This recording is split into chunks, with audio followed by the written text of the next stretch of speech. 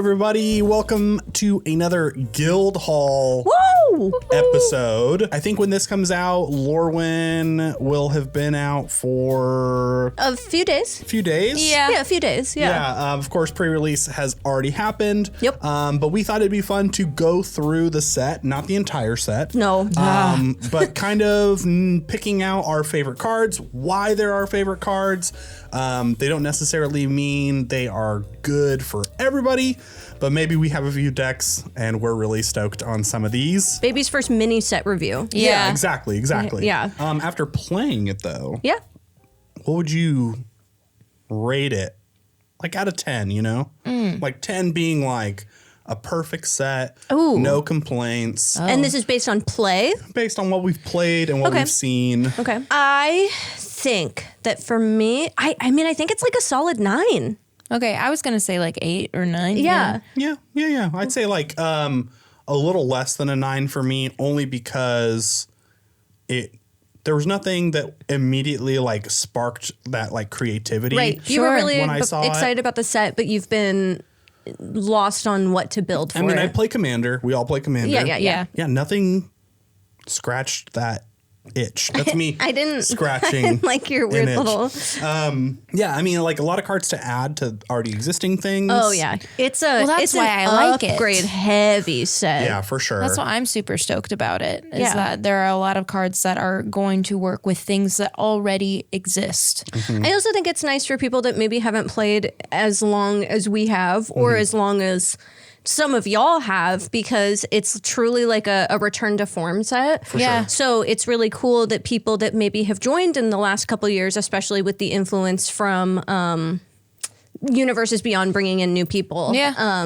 They get to have a return to form set where they do get to make elves or elementals or giants or fairies or goblins or merfolk. Oh my. That's kind of how I feel about it. I think when I joined, I think I joined a little bit after Bloomburrow. Right. And so Duskmorn was actually the set that I really started in. You've definitely had some, even the in-universe sets have been more of the fantastical in-universe sets. Yeah.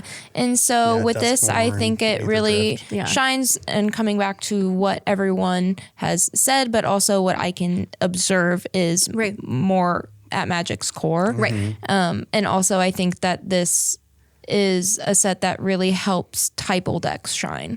Yeah. Which is going to be typo really, heavy, really cool. Yeah. Typo heavy set. for That's sure. when I was looking at the set last night. I think that's the thing that really excited me is I love typal. I love all sorts of other stuff. I play all sorts of other stuff, but there's something really exciting to It's me exciting. about playing a typal deck out, and Yeah. there's so much typal support. I think where it lands as a 9 for me is actually that there are some mechanics that I don't super love. Okay, like Merfolks. Merfolk isn't a mechanic. It's more of an archetype. Yeah. Yeah, I don't love Merfolk, so it's like, take them or leave them. Blight. But Blight. Blight is an extremely, extremely heavy part of this set, including the support for fairies and elves, which is what I was really looking forward to in the set. And it's not a mechanic that so far I've liked playing against. Yeah, it's very oppressive. It's very oppressive, and I struggle with oppressive nature of deck. Yeah. Yes. And it's also like it makes you choose. Yeah. Which again is like another hard thing. Like usually people do something to you like, all right, well, each person sacrifices their strongest creature or Right, something like sure. that. It takes the choice out of it. But when it's you have to blight Oh one. my God. And suddenly you're looking at your board and you're like, who's my least favorite child? Yeah. It's tough. It's Well, hard. and that's something I already struggle with. Like, I have Teysa. I've had a Yawgmoth deck, and sacrifice decks are already hard for me because there's a reason I'm a Gruul player, right? Like, I like straightforward Magic. I like Elf Ball. I like Big board. Gruul. I like big board. I like slivers. Like, these are all things that You are like very big boards and you cannot lie. I cannot lie. They're straightforward, easy Magic, and I do love that there is like this big brain element. Yeah. But it's hard. It is hard. You're thinking about your graveyard and you're thinking about you're thinking about so much more at any given moment. Yeah. I think I really found that I struggled with the blight mechanic in Dude, the yeah. Lorwyn game, and I think that people can see that, and I definitely saw the comments about it, so don't worry, I didn't miss ya. But We talked about it in our video. Well, the video that you couldn't be in. It's not. I also want to say that Mar wasn't in the upgrade video because of scheduling, not because they were not removed. because I Yeah. was shunned after performing. But we reminded them You're that outta here. some of Yeah. us are new players. Yeah. And you've never played the blight mechanic before ever. And I think some of this is really interesting that we're finding when you're playing with 2 elemental decks or you're playing with 2 blight decks. Yeah, the 2 elementals Shit versus gets the 2 crazy. blight decks, it got really kind of chaotic quickly. Yeah. And so trying to keep track of everything was hard. Well, the 2 blight decks specifically, because it's like, all right, I'm going to blight you. Well, that's a benefit for you. And you're going to blight me. Well, that's a benefit for me. But Right. now you're having to keep track of. So it's like both. Right. I'm trying to not only keep track of myself, but keep track of the Yeah. person who is also playing Yeah. a blight deck. It would be like if we played. And I'm ADHD. yeah. So It's always hard. It's always hard. It would be like if we played Oops All Slivers. Ah. My sliver affects your slivers, but only this sliver, and then all these are just my slivers. You know, like that's why. sounds like a nightmare. Yeah, it's why it hasn't happened, and it's one of those things that doesn't happen always in Magic, but specifically when we do those kind of videos, it's gonna happen. Yeah. yeah. I'm also, as a Commander player, sad that there were only 2 precons. I don't know. Yeah. The Ashling precon is really strong. Really strong, really good. Yeah. But no new Merfolk deck, no mean, giant. There's a lot of There's Sig, there's and Sig. there's You can Bree. build Bree. I know, but the babies. I get it. Yeah. I see you. I know. I know. I You just want understand. special treatment. I just like it. It's just easy to grab a precon and upgrade it. Well, and that's, I think, so it's a convenience thing for me. But also, like I said, this is the first return to form set we've had in a while. And a lot of people are new players. Yeah. And you're only giving them 2 precons. Right. I thought it was when- interesting to choose the elemental and then the blight Right, deck as right. the 2 front-facing Right. commander decks. And there's a Merfolk commander deck. There's a elf commander deck. You own Merfolk, I own elves, you own fairies. Yep. But you know what's happened to those since this set has come out?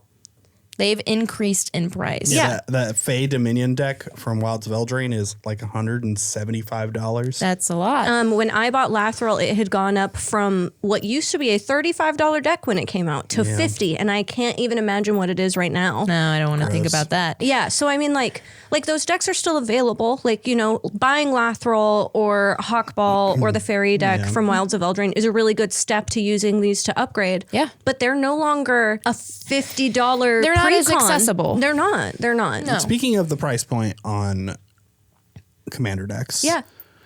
Wizards either make the price less or give us our collector sample packs back. Because opening this deck Yeah. and not having a collector sample pack hurt me so badly. It was a bummer. It is a bummer. The joy was like, it's like, cool, this new deck.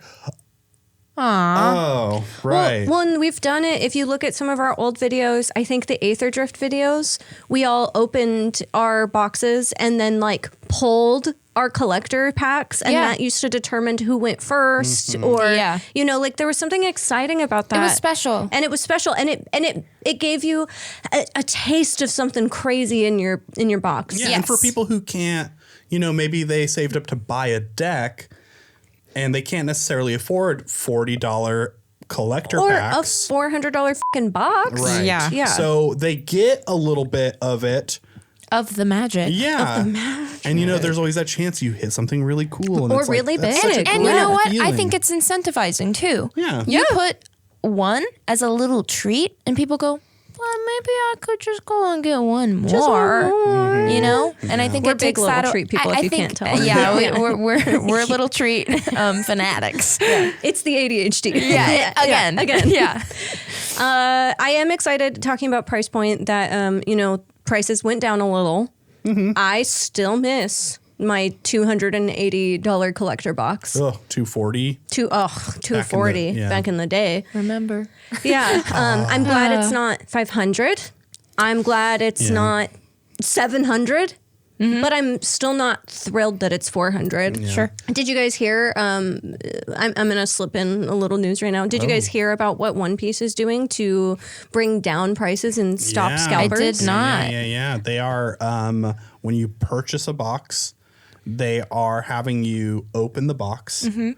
Not just the plastic. Take the plastic off the box, so you can't just take a box, go and resell it online. Okay. I mean, you can, but the value goes down. Value goes Sure. down. It does. So they remove the plastic and then hand you a box. You don't have to open the box more than that. Right. But the hope is that it's going to stop. Reduce scalping, Oh. And reduce reduce- inflation.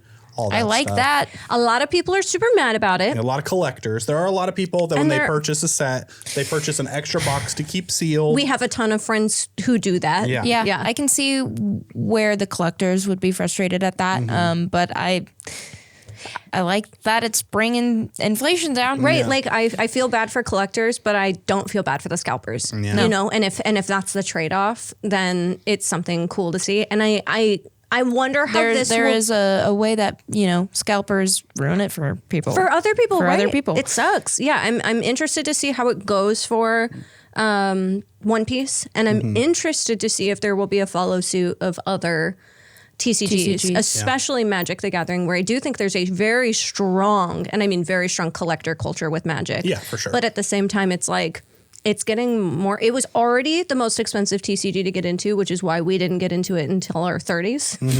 And it's hard. Well, yeah. we didn't Well, I have an know. issue in Magic with scalpers until the big IPs started coming in. No, but it was expensive. It was expensive. You know, we were playing Yu-Gi-Oh and Digimon because it was cheap. Okay, well, let's start our set review. Yeah. We're starting in the White. of Wooburg. Do you guys have any just like right off the bat favorites? I mean, I think the new Ajani is really good. Yeah. It's not necessarily one to write home about, but I No. think that it'll be really good. Like in the there's right decks. yes, Yeah. there's Yeah. a couple white cards or Kithkin support I like the Kithkin that support. are that Ajani and a couple other cards put together in this set are going to make a banger deck. Yeah. Yeah. It's also look at the top X cards of your library where X is your life total. Yeah. That ult is kind of crazy. And it's only 8. And if you're playing a really heavy, like go wide token board, where you can protect a Johnny, Yeah. if you get to 8, that's crazy. You get to put any number of non-land permanent cards with mana value 3 or less. Right. And if your life total, like if you're playing things like Essence Warden, something where you're It's gonna benefiting off be of making a bunch of insane. 1/1s and gaining a bunch of life, Right. Authority of the Consoles on board for other players. you could be looking at You could look at your whole 50 cards, 60 cards. Yeah, like yeah, it's yeah. crazy. It's It's really, really Yeah. crazy. Do you have another one? well, yeah, that kind of ties in. We were talking about the Kithkin support. I brought up Brigid. That's also on my. And I thought It's a that big one. all of us would maybe have that card. So that's whenever this creature enters or transforms into Brigid Clan Chen's heart, create it. Did I say that right? I think so. Maybe. Yeah. Clan I don't know. Blah, blah, blah. Anyway, we're creating 1/1 green and white Kithkin creature tokens. And then at the beginning of your first main phase, you may pay a green. And if you do, you transform to Brigid's Dune's Mind. Which is essentially just a Gaia's Cradle on a creature. That With a super easy also flip. gives you access to white mana. Right. It just looks like a good commander to build. Yeah. It's crazy. And you can flip it back super easy too. Yep. Yeah, Like yeah. you can like the flip back and forth is one. I mean, you have to wait a turn. You have It's to wait. only Yeah, in your main it's phase. only in your main phase, but it's one green or one white to flip to either side that you may Yeah. need. Yeah. Yeah, it is kind of nuts. I think Kithkins were one of those archetypes that had a lot of fun support pieces, but didn't really have their own like. Standout showstoppers. This is the yeah. Kithkin commander. Yeah. To have to showcase, and I think they finally did that with this Yep, card. Yeah. Yep. And there's a lot of really fun Kithkin cards. Champion of the Klachan. I mean, I am maybe interested in building a Kithkin deck now after this. I play mono white soldiers. Right. Yeah. You're looking to. A lot of Kithkins in there. Yeah, you're looking to add some of that in there. Oh, I see. Yeah. That deck's already There nasty. are some Kithkin cards that are also, a lot of them are warriors, but I think the Shadowmoor Kithman are soldiers. So there's soldiers Okay. and knights. and Knights. that's what it was. so And, a and lot warriors. of them are yeah. knights, Yeah. and then a lot of the Shadowmoor ones are soldiers. Yeah.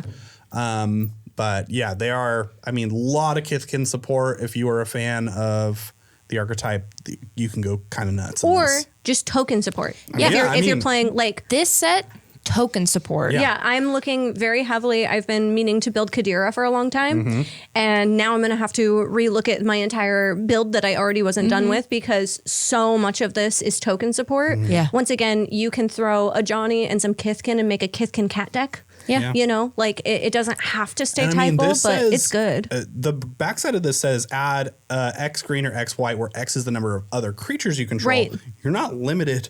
To You are not. Kithkin at all. No, it doesn't. It doesn't have to be typal, especially with this card. Yeah. A strong token deck would serve this card well. I mean, this would be solid in the 99 for a Kadira deck. Oh yeah, Yeah. 100%. I'm putting it. I'm putting it in the Kadira Yeah. build.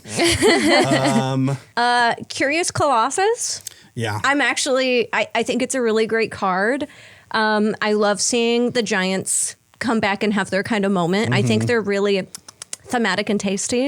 I thought you would really enjoy the Giants. I do. Yeah, they're It's cute. so I funny. like them. I keep looking at them, and my interest grows. Yeah, I've never been a giant person, but it's been real fun. When this creature enters, each creature target opponent controls loses all its ability, becomes a coward. In addition to its other types, and has a base toughness 1/1. It's a 7/7 for 7. Yeah. I just think it's a good card. Like it's a monster card. You know, it's a 7 cost. It's gonna take some time to get that card out. Yeah. But it's so flavorful in the way that it literally gives fear. Yeah. Except not fear. But Well, the flavor. Kith can respect Giants, but not usually at such a close range. Right. Yeah. Right. I really enjoy it because you often have those games where, like, maybe one person's really dominating. Yeah. Because it's not everybody, it's target opponent. So that person who's really dominating, like, how do we handle his board?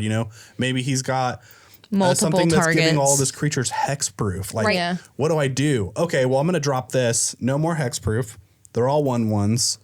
Now we can deal with the board. Right. It maybe is still a wide board, and that's still difficult. It's not like a full board wipe, but yeah, it takes everything away. But all those things now that had protection or Right. evasion, you are just like, all right, well, now we can all use our removal Right. because Or blighting, or Yeah. Yeah. all of the stuff we're seeing in this set. yeah, it is also not an end of turn. Nope. No, it's not. Nope. It's when it enters. When it enters, they are 1/1s with nothing Right then and there. forever. Right. Right. Yeah. Target opponent loses all abilities, becomes a coward in addition to its other types, has base power and toughness 1/1. That is Their whole board. not until end forever. of turn. Yep.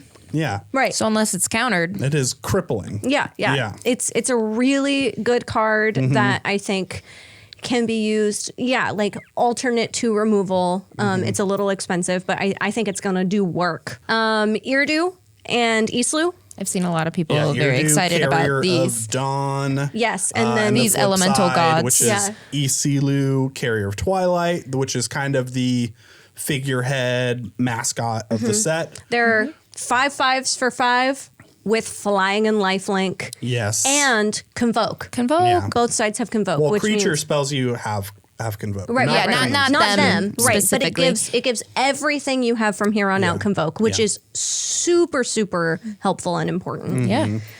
I love it. I love the flavor of the flipping the like sun and night and the yeah. sun and moon. It fits really well in the lore. It's really My cool. issue with it is that it kind of goes infinite with a ham sandwich. Yeah, You're playing Yeah. black and white, which are just notorious. already. Like come on. sacrificing. I love Warsaw. Yeah. So you're playing like aristocrats probably already. Yeah, So that second side is Silu. Flying lifelink. Each other non-token creature you control has persist. yep. Let's go, baby. That's pretty gross. It's really gross. It's really good. Again, It's a pay 1 and transform. It can only happen at the beginning of main phase, but you can once again flip it, and they stay flying and lifelink on both sides. Yeah. So, it's just really gross if you're It's playing, really good. sack effects. Gray Merchant of Asphodel, drain everybody, sacrifice it. It comes back with persist. You drain everybody again. Bring back sexy gray. Yeah, I mean, there's another card in white that I'll be talking about here in a second that also removes counters. Very good for an aristocrat deck. So once again, there's more support in this too. That really. well, there's also the card from the commander, the Auntie Ool, Right. that is black, and you remove as many counters as you can and draw a card for each one. So like. You benefit, take all the -1/-1s off, and Yeah. then suddenly all your creatures come back with persist again. Yeah. Gross. Kind of gross. Especially because when you have Eardew, you've paid your mana, go to your next turn. It hopefully survives a rotation. Right. You pay 1 black, and suddenly you have Isilu, and the whole rest of your mana to do whatever you want. Right. Like, it's gross. I think we will see this card appear in lots of Orzhov decks from here on definitely out. one of the more popular commanders. Or maybe from the set. Mardu.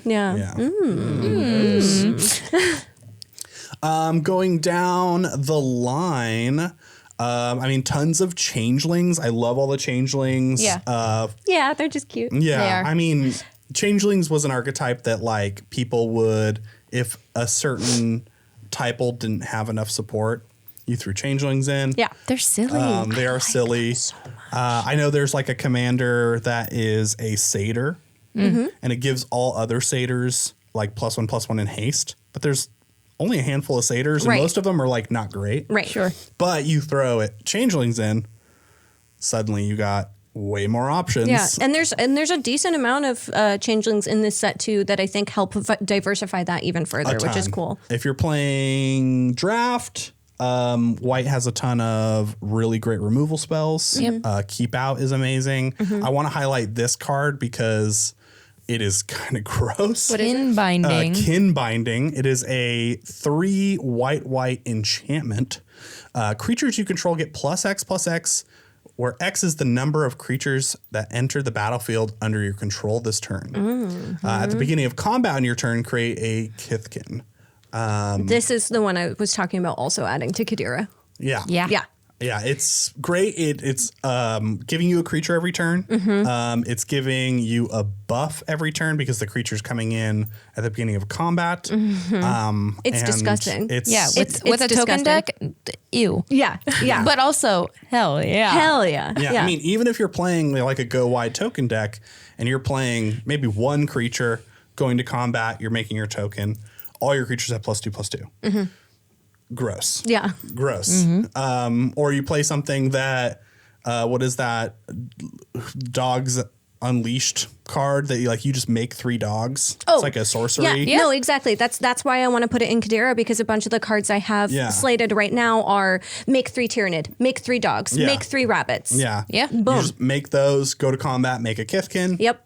I mean, I could put in Renoa. Here he is. Actually, maybe here they are. I don't know. I recently heard someone refer to them with they, them pronouns, which I he, also they. think is very, interesting. We have Reese, the Evermore, legendary creature elf warrior with flash. When he enters, another target creature you control gains persist until the end of turn. So once again, those persist counters. comes back. But here's where it gets very cool. Pay 1 and tap him. Remove any number of counters from target creature you control. Activate only as a sorcery. So you can remove finality counters if I'm playing my bats. You can remove 1/1s so that they're no longer -1s. And that means when they die, they come back again Yep. with -1/-1. And it's cheap. He's it a works 2. so well with persist. It works so well with persist. He's a 2 cost, and then you pay 1 and tap him. Like I said, there's a ton of cards in this set. I think a lot of them are green though, that do untap creatures. Yeah. So you can do some fun stuff with him. He actually is one of those cards that I know he's not the best commander. I do think that he works probably better in the 99, 99. but I'm very interested in building them as a commander actually. Oh, Yeah, I mean, it's great. no like mistake that it has Iridu in the background for a reason. Right. Oh, for sure. Yeah, this art is also so Yeah. Stunning. fucking Yeah. beautiful. I mean, yeah. one, it's protection for either, your bomb card that you dropped. Mm-hmm. It's protection for your commander. And then it has that second benefit of like, if your commander dies, you flash this in, give it persist. Your commander comes back with a -1/-1. Not a big deal. Remove the -1/-1. Yep. Yeah. And then flip to a Silu. Right. Everything's great. Everything's great. Perfect. Yeah. Everything's coming up Millhouse. Yeah. And it ties in with the lore. So like people who build decks around that are going to feel really good. Yeah. playing- Flavor. Yeah. The Yeah. flavor flavor's of it really all is good. really nice. Yeah. And again, just a really visually beautiful card. Oh, it's this a is stunning card. This is one of the cards that literally made me stop in my tracks in the set with like how beautiful he is, the foreground, the background, the power of him. It almost looks sacrificing in the art itself. Like it's just visually stunning. Yeah. Yeah. Very good job.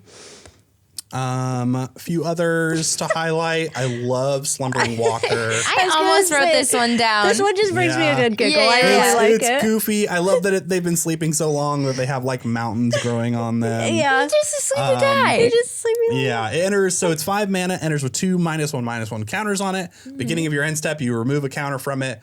Return target creature card with power 2 or less from your graveyard to your battlefield. Amazing. It comes in as a 2/5. And then it's then going to only get goes up from there. progressively bigger. Yeah. Yeah, I really like that a bunch of the giants in the set like have he's that ability waking too. up. Yeah. Yeah. He's like getting up. The storybook version of this card also very cute. I Very love it. cute. Yeah. Yeah. Yeah. All the storybook cards. I love the art. I had a hard time picking cards that weren't just about the art. in Yeah. this Yeah. set. It was Well, and tough. that's okay. I think that's the nice thing about having the three of us is Yeah. we're all gonna, pick different things for different reasons. Like Yep. this one's so pretty and this one's so Yep. pretty. Yeah. Yeah, obviously winnowing. Awesome card. Convoke. Convoke, yeah. For each player, choose a creature that player controls. Each player sacrifices all other creatures they control that don't share a creature type with the chosen creature. Yep. Kind of crazy. If you Doesn't work so well if you're doing oops all typal. Oops. true, I mean, But- for you, Yeah. you choose a shapeshifter.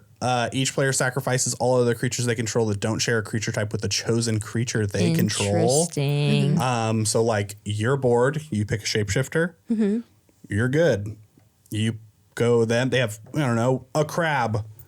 One crab. They get to keep their crabs. I don't think I really realized until right now it is for each player For you each player, choose. you each choose player. a creature. They Oh choose. my God. Then they have to sacrifice creatures that don't share that See, type. Every once in a while you say shit that I never would have thought that shapeshifter is changeling is every type. type. At all type, Yeah. all creature Yeah. types. You pick a shapeshifter, you keep everything. They have a crab, they have a cleric. Yeah. Like That's bye-bye. all. That's all you got. That's all you I get. actually saved the anime art version of this because winnowing? it's cute. It's Yeah. well, Yeah, the yeah, yeah. anime art and like literally everything. Everything. Yeah, it Yeah, is so very yeah. good. Once again, love all the. I do like that there are some anime arts that it's not super anime heavy, Mm-hmm. that they are not the focus of the set, but there are a couple in there. I know that not everybody likes that, but as very big anime fans, Yeah. Yeah. I think it's really cool. I have anime Lanimore elves that I purchased, so having more stuff like this to add into decks is really cool. But then again, like I said, the showcase, Yeah, the the special Japanese guests, showcases are like super awesome. they're all super freaking cool, and it's really nice to say Yeah. this. Blue. Blue. We're in the of Wooburg. Wooburg. Yeah. Ugh, blue players. Yeah, blue is very heavy merfolk fairy. I love that. Yeah, I'm I'm a so big excited. merfolk fan. Belle I do like hates the me for fairies. it. I do. I really enjoy Flitterwing Nuisance. Just because I gross. love the manipulation of counters. Flying creature enters with a -1/-1 on it. Pay 3, remove a counter from this creature. When a creature you control deals damage to a player or planeswalker this turn, draw a card. There's a lot of card draw outlet in a lot of the blue fairies and merfolks. I'm in this excited set. for that. You're Yeah. playing fairies, so you obviously have a lot of flying. Yeah. But it's remove a counter from this creature whenever a creature you control deals combat damage. So if you have a bunch of flying tokens. Yeah. You're drawing a ton. Yeah, yeah. Like it's essentially the blue curiosity, the cat. Yeah. Yeah. Yeah, it's that, but in the fairy archetype. Right. Obviously, you have to be able to remove multiple counters on it, so it's just Yeah, you're kind going to of want to have once. something in the deck that places another counter Yeah. on Right. it. Yep. Which there's plenty on Yep. in I mean, this blue set. is heavy in proliferating. Yeah. So, I mean, it's definitely something you can do. You do have to be careful, though. It is a -1/-1 on a 2/2. So proliferate at your own risk. And if you're playing with against blight, Yep. it's not going to be there for Yep. long. The Glamour Mite card, just really pretty. It's not necessarily the best card in the set, but it's got art that, like I said, like going back to Return to Form, like just your classic elf, classic fairy, really pretty. I really enjoy the arts in the set that look like that. Similarly to the Flitterwing Nuisance, Elendra Guardian does a similar thing, but it has flash. And then you can pay 2 to remove a counter from the creature and counter target non-creature spell. Yeah. Yeah. I love that. I think I do. Yes, It's- I have it out of order. I have that one saved specifically because having a counter on the board that you can pay into. Yeah. I think it's one of those things where you see 2 mana up. Hopefully, if you're paying attention to other people's board states, you're going to be suspicious. Sure. But maybe you have no hand. Maybe you've got no cards in hand and people are like, oh, you've got 2 mana up, but I'm not worried about it. Unless they're paying attention to your board. No one expects the fairy sitting on the board to have a counter. Well, right, and you can flash it in. You flash Yeah, it in. and flash it in. It's a callback to Glenelendra Archmage, which has a very similar ability. Glenelendra Archmage is got persist, and then it has the caveat sacrifice Glenelendra Archmage to counter a spell. And then Right. it comes back with persist. You could do it again. I will like to point out, it does say remove a counter from this creature. It does. So if you're playing It does enter with one. +1/+1 counters, you give it a bunch of +1/+1 counters, suddenly you have a loaded gun. Right, You've right. got It doesn't have to be a minus counter at all. It can be any counter. kind of counter. Remove a counter. So in something like, I don't know, I'm building Titus. Titus would be amazing with this because I'm going to throw a bunch of +1/+1s on this. Right. And then And you will have a counter spell on board. Pew, Yeah. pew, pew. Anywhere, yeah. It does draw the opponent a card, which is tough. Right. You It's a don't always trade-off. want to give. Yeah. I do think if I were to choose between them, I'd still probably choose the Glenelendra Archmage, the original. But I mean, having multiple that have similar effects is It's just- great. It's nice. Yeah. Redundancy is key. I have Glenelendra's Answer. I think it's a great card. This spell can't be countered. 4-cost instant. Counter all spells your opponents control and all abilities your opponents control. Create Yeah. a 1/1 blue and black fairy creature token with flying for each spell and ability countered this way. I love that it's a stack sender. Yeah. I love that it's everybody's putting things on the stack of pancakes and you say, done. Freaky your Yeah. pancakes. Yeah. This is Done, and I'm going to make my a bunch turn. of Yeah. fairies. And now I make fairies. Yeah. I'm not a big stacks player. I'm not a big blue player. I try, and you guys have seen a little bit of it and I do get excited about it when it happens. But I think it is very cool that, it can't be countered and it fizzles everything under it. Yeah, Yeah. which is great. Like I It is great. think like specifically like a Niv Mizzet deck or something, Yeah. They cast a spell, they trigger to draw a card, someone in response tries to Swords to Plowshare or something, or stat triggers one of their things. Suddenly you play this and counter all those 3 fairies. Yep. It's like Yeah. There's a lot of interaction happening over here on the other side. Oh, well, that's interesting. I'm over it. Yeah. Yeah. yeah. Kind of nuts. I do think it's situational. It is for very sure. situational. I think there's going to be a lot of times where this is sitting in your hand and you're going to get 1, maybe 2 fairies out of it. Yeah. But you are going to have But that. dream big. Yeah. Dream big. Yeah. But when it does happen and you get like 5, ooh, baby. It's going to feel so cool. Yeah, it's gonna It's feel gonna feel so great. cool. Yeah. Moving on to Harmonized Crescendo. Now, this was also the BioBox promo for the set. I have the anime version of this one Of saved course, also. you do. Of course, of we course. did pull it. Yeah. Convoke. So it's 6 mana. blue, convoke instant. Choose a creature type, draw a card for each permanent you control that type. We love card draw. And that's once amazing. again, typal deck. Yeah. You're playing, merfolk, fairies, anything like that and it's an instant. It's like, all right, I'm going to let everyone do their turn. Right before my turn, I'm going to tap all my creatures, convoke, draw a billion cards, untap Untap all my mana, untap all my creatures. Right. Yeah. Like whatever you needed to do to pay for it. It's great. Yeah. And if you're playing with a bunch of 1/1s, counter like tokens, this is going to be free. Yeah. Oh, man. Yeah. Gross. Imagine. Free Imagine, and yeah. sexy. Free 99. Ugh. This one I'm very excited for. Lockmare. Yep. I have that on my list also. Yeah. Really good card. 2 mana, 4/5, which seems nuts. Say it again. Yeah. 2 mana, 4/5. Yes, yeah, it does. Granted. Have a caveat. Yeah. This creature enters with 3 -1/-1 counters on it. So it enters as a 1/2. But Pay 1 and a blue, remove a counter from this creature to draw a card. So drawing cards. Card draw and bigger creature. yes, Also not a tap ability, so you can do it. you can do it. And still right away. attack. Yeah. Yep. 2 and a blue, remove 2 counters from this creature. Tap target creature, put a stun counter on it.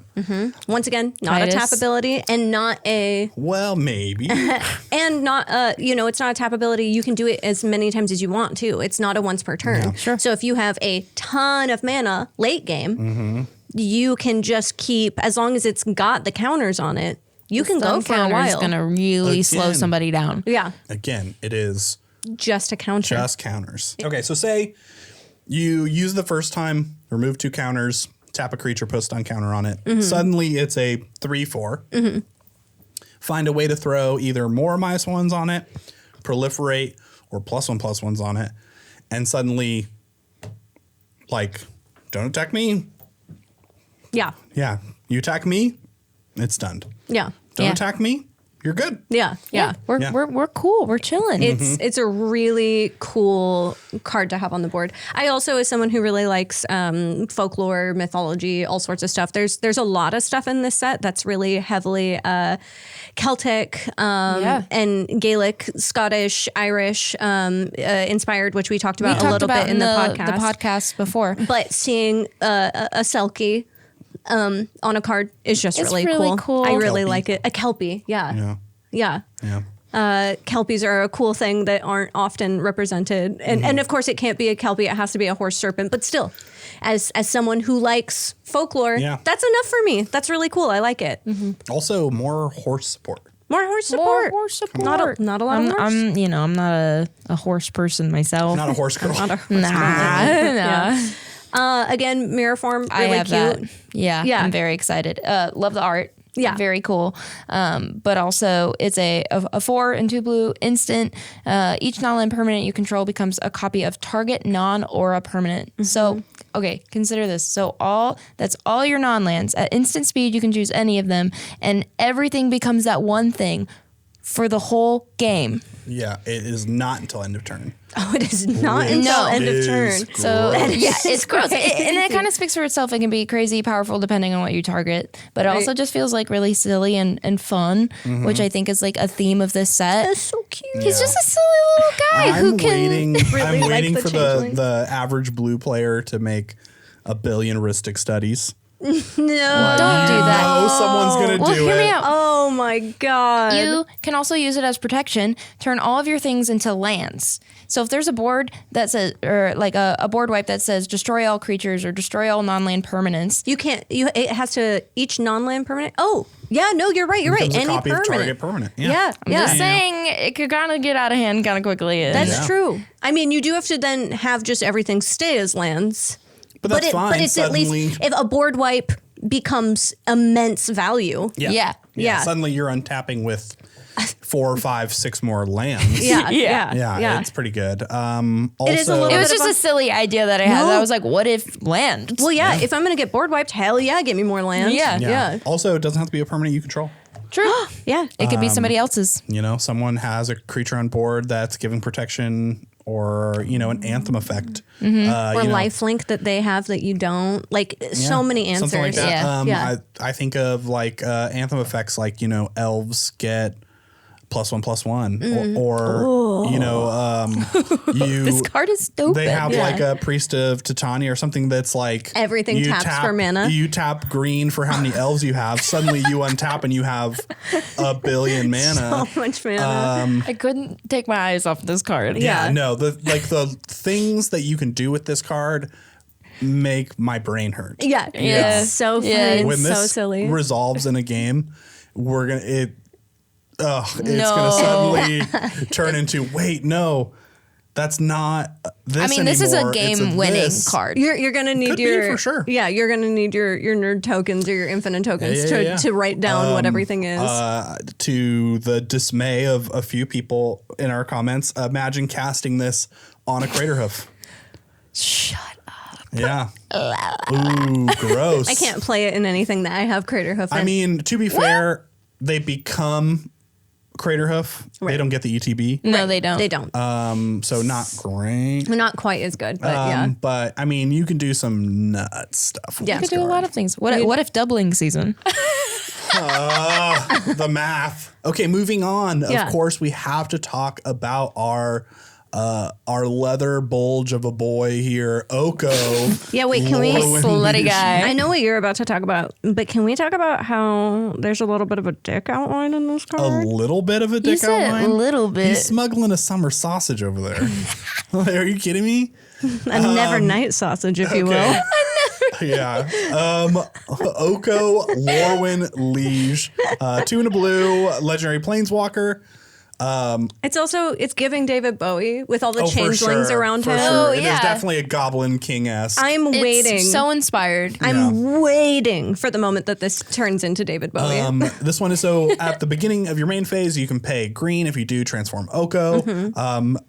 Up to one target creature gains all creature types. Yep. Very cool. This with like winnowing would be amazing. Yeah. Great. Target creature or +1 target creature gets -2/0 until your next turn. So someone has, a threat that you don't want attacking you. Nope, it's got -2 until my Yeah. turn. And on this side, no negative counters. No down ticks. No down ticks at all. For loyalty on this. Yeah.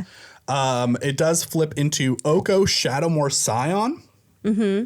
Same thing. Beginning of your main phase, you pay a blue to transform it back. Sure. It has -1 mill 3 cards. You may put a permanent card from among them into your hand. Love that. -3, you make 2 3/3 elks, and -6.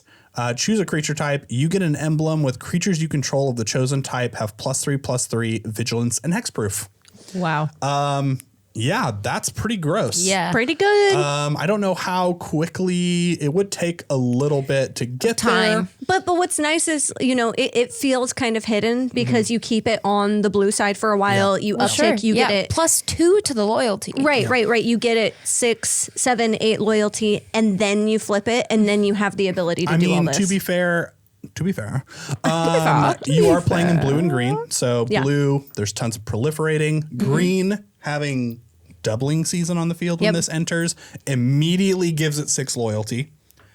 You wait until your next turn, you flip it, you immediately get the -6.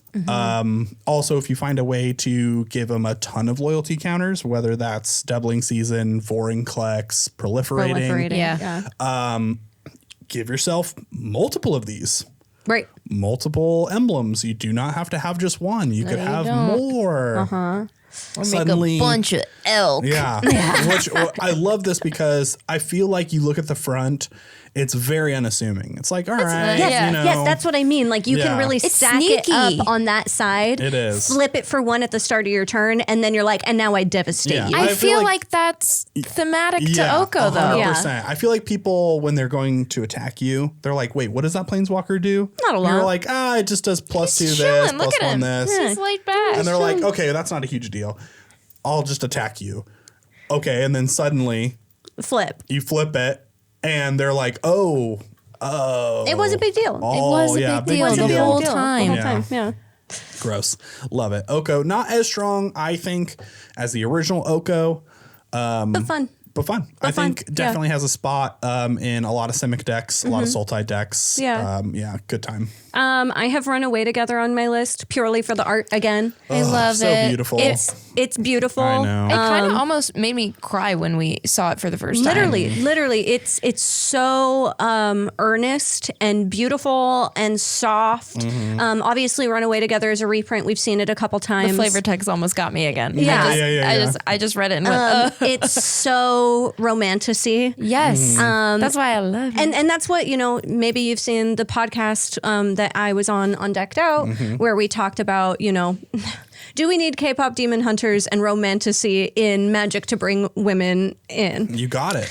No. You got it but, here But you already. don't have to make a whole set out of Yeah. it. You can just they can be these highlights. these moments and these Yeah. highlights that any person can enjoy. Yeah. You a fan of A Court of Horny Roses? yeah. Cast Run Away Together. I'm casting it. Yeah. I'll cast it again and again. It really, I love that. And a lot of the set is kind of cartoony, which I really like. I'm a big cartoon person outside of anime even, but there's something about the realism that was brought into this. It reminds me of one of my favorite artists, Brian Froud. Sometimes he paints crazy little goblins like the Labyrinth, and sometimes he paints Like really beautiful. very beautiful and realistic looking people and fairies and elves like this. And it hits for me. Rhyme Fire Torque. I was about to bring it back to that too. Yeah. I think this has a lot of lore behind It it, right? does. You guys Yeah, read it's that? one of the artifacts that you carry to go, I think, to be able to travel through the Eclipsed zones. If I'm remembering that correctly, I'm not I think sure. that it allows you to exist in them longer. yeah. I think that anybody Or travel between Lorwyn. I can't remember which. Yeah. I think it's very specifically the Eclipse realms, but yeah, you have to be able to have a torque to be able to do that. Yeah. I do love this artifact though. It's 2 mana, 1 and a blue. As it enters, choose a creature type. Whenever a permanent you control the chosen type enters, put a charge counter on this artifact. Remove 3 charge counters from this artifact. When you next cast an instant or sorcery, copy it. You may choose new targets for the copy. That's great. Super good. Obviously fairies, playing a lot of like trickstery instant blues and blacks. Super good, especially I'm eating good. especially since it's not non-token permanent. Nope. So tokens, It's just anything of the creature type. Yep. Yeah. Yep. That it's just good. It's just good. generically good. Blue takes care of your creature tokens, your instants and sorceries. Just an all-around good card. Mm-hmm. I love Silver Gill Peddler. It just makes me think I have Where's If You Have of Coin. Khajiit from Skyrim. It's like the merfolk version of the Khajiit. I don't know what it is. Okay, That's crazy I that both of immediately you- thought of that. Yeah. I think I saw it as a merfolk and just skipped it. just, So like, it's really spaced it funny that out. you No, guys look both. at it. Yeah. It made me think of that instantly. You have coin? You have shell? I have Where's If You Have Shell. I don't know if this is going to be as prevalent in Commander, but maybe in other formats, Spell Snare. It's a 1-cost instant to counter target spell with mana value 2. Yeah. Which I think is I think it's a reprint. a really good. Yeah, it is a reprint. Yeah. It's been a long time coming for this It'll card come again. back into rotation. I Yeah. think that this is going to be a card that does come back into rotation after 20 years. Right. Yeah. And so there are a lot of strong 2-cost cards now. You think of like Badger Mole Cub and you think of, Artist Talent and things like that. Even, it's going to be an easy thing. Lightning Strike. Lightning Strike, yeah. Yeah. Just think of, turn 1, play an island. Next opponent plays Soul Ring. Counter. Sunderflock. Obviously, we played this in Yeah. our video. Great if you're making an elemental or a shapeshifter deck. Right. Very much only in those decks, but there's so much good elemental Essentially support. just a cyclonic rift for Yeah. Kinda crazy. I didn't write down a lot of the elemental support as far as the set review. I think it's important to note that there are fantastic cards Yeah. in here, but I did but write that specific note down. While I didn't write the cards themselves down, there's a lot of elemental support in this set. If And I think you- that you can look at our game, Yeah. both the upgrade that we did for both elemental decks. I think that that's a really good example of, they're Wooburg, you're getting elementals out of everything. There's a lot of good old elementals, but there are so many great elementals that come out in this set. if you bought the precon, the elemental precon, Yeah. and you pulled this, please throw it in. This spell costs X less to cast, where X is the greatest mana value among elementals you control. Right. So good. 7 and 2 blue, which seems like a lot until you get that reduction. Flying, when it enters, if you cast it, return all non-elemental creatures to their owner's hands. Yeah. Evoke is an You can alternate evoke, you casting can- cost. Right. So you can essentially evoke this in for free. Right. Because Which- X includes the evoke cost. Which yeah. then it dies. Ashling brings it back. And then suddenly you have a 5/5 flyer with haste after just wiping the board of everyone's creatures. It's Yep. so good. It's really good. It's really, really good. Really good. The temporal cleansing card is I knew just you guys easy. were going to Yeah. talk about it. I mean, that's your favorite artist. Any Wiley Yeah. Beckert Yeah. art, I am going to shout out for sure. Wiley Beckert's my favorite artist. We bought, Eric bought Wiley Beckert art before we played Magic and was like, years check ago. this out. It's a Magic artist. And I went, okay. All right, cool. All right, Yeah. cool. Always awesome to see her do more and succeed. This fairy is this pretty. art is It's so pretty. just gorgeous. Yeah. And then we come to Bells' favorite, Sig Wonderwine Wisdom. Yeah. Technically blue on one side, it is white on the other. Yeah, Azorius. Yeah, it can't be blocked. Whenever this creature enters or transforms into Sig, target creature gains whenever this creature deals combat damage to a player or a planeswalker, draw a card until end of turn. So great card draw engine. Again, card draw engine in blue. It does Yeah. flip into Sig Wanderbrine Shield. Also can't be blocked. And when this creature transforms, target creature you control gains protection from each color until your next turn. Wow. So not only can Sig not be blocked, suddenly you pick another creature, maybe a creature that you've thrown a bunch of +1/+1s onto, or a creature that has just gotten buffed from you playing a bunch of Merfolk, and you cannot block it unless you have Kinda like scary. a colorless creature or something. Right. So really good. I think for the Azorius Merfolks, where you kind of want to be really aggressive, I think it's a great card. It's a really good card. Again, if we are going through this and you feel like we've skipped a card that you really think should be highlighted, let us know in the comments. Because, we play Commander, but maybe some of these other cards shine really well in other formats that we just don't know Yeah, about. I definitely mostly was focusing on cards that would benefit, us as commander players. commander But players. that's why I Right. brought up Spell Snare, because Right. it does have a lot of value still in other formats. Yeah, very much so. Okay, moving on to the B of Wooburg. Yo. I think I'm most Black excited about spells. this. Yes. I think I have a lot. Auntie Sentence is one for me. Not like the best card. But Stop Whining Elf, the rest of us can see that it's perfectly fair. For the lore, this is really cool because after the Phyrexian invasion, it taught each of the factions to stand up on their own and not let the elves bully them and push them around. Yeah. Yeah. That they don't have control over the whole dominion. Once again, that elf is beautiful. I love anything that kind of looks Beautiful and sad. savory. Yeah, sad. The difference between the way that she shines so pure compared to the craziness of And the clutter. Auntie and the clutter. boggarts and Yeah. stuff, She reminds me a lot of the trash goblin from Labyrinth. Yeah. But yeah, Yeah. just I really like the art on this card. I love the flavor text, and I love the implication to the lore of we're seeing that the aunties rise. Well, I Yeah. love that it's Stop Whining Elf. The rest of us can see that it's perfectly fair. You can see that perfectly is not Is not italicized. Yeah. Because they're referred to as perfect. because that is elves in Lorwyn and Shadowmoor are all about perfection and yes. beauty. So I love that little Yeah. jab at them. Like I Sure. said, a very flavorful card. Flavorful. But first one on the list, which I mean, Did we all have it? I think we all had it. I mean, I skipped it, Big- but I knew we were going to talk about it. Yeah. Yeah. Bitter Bloom Bitter Bear. Bloom Bear. It's Bitter Blossom on a creature with Yeah, flash. With Flash. With And Flash. That's what flying. makes it so Yeah. good. Yeah, it's kind of crazy. And 2 black flashing this in at the end of someone's turn. Yep. Suddenly you And then start you your have turn. it with the upkeep trigger. Yeah. Immediately. Yep. Immediately. It is really good, especially if you were also playing Bitter Blossom. Yep. You're just value out the wazoo. Putting those fairies out. Yeah, putting those immediately. fairies out. Great card. I mean, enough said. The art is beautiful on all of them. All of the treatments. All of the All of them. treatments. All It's of an them. amazing Yeah. card. It's really cool.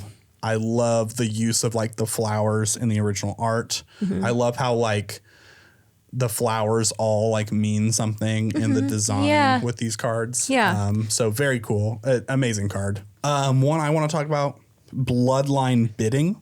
Okay. It's an 8 mana sorcery with Convoke. Again, Convoke. Convoke. Yep. Choose a creature type. Return all creatures of the chosen type from your graveyard to the battlefield. Fantastic. I think it's great. My problem when you use these mass reanimate spells Right.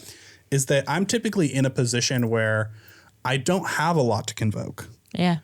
Usually someone's Right. like board wiped, and then that's I when have you're like, this. I need to do this. Yeah. I do like that it kind of gives you that option where like if you have the 8 mana, Yeah, it just feels Mass really reanimate. expensive, and I understand that the Convoke is meant to help with that. Yeah. Right. It's like maybe you do only have your token fairies. This feels like very situational to me. yeah, Yeah. 100%. Yeah. Yeah, and I like that it's kind of like, well, you can cast it for 8 and get the same effect. If you have a couple creatures on board and you're trying to get, maybe 2 of your combo pieces Yeah. are in the graveyard and you need to bring them back, you can convoke Yeah. and bring them out.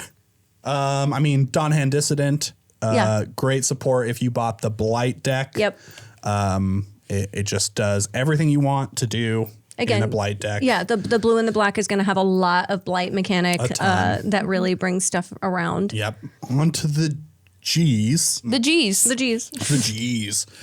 Grub, my main G. Grub, Storied Matriarch. Yeah. Obviously the goblin commander of the set. Yeah. Rakdos, 2 and a black. Menace. When this creature enters, transforms into it, return up to 1 target goblin card from your graveyard to your hand. Great. Nice to see.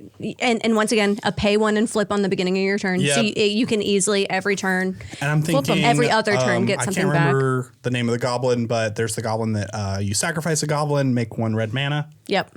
Amazing synergy with this. It'd be really fun for Goblin players. Oh, 100%. 100%. Yeah. You flip this into Grub, Notorious Auntie, Menace 2/1. Whenever it attacks, you may blight 1.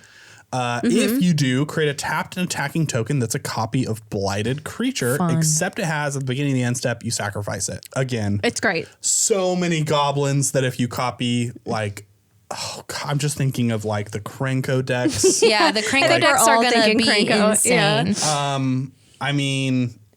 Obviously it's Rakdos, so you got to be able to play red and black. Right. Sure. A little different.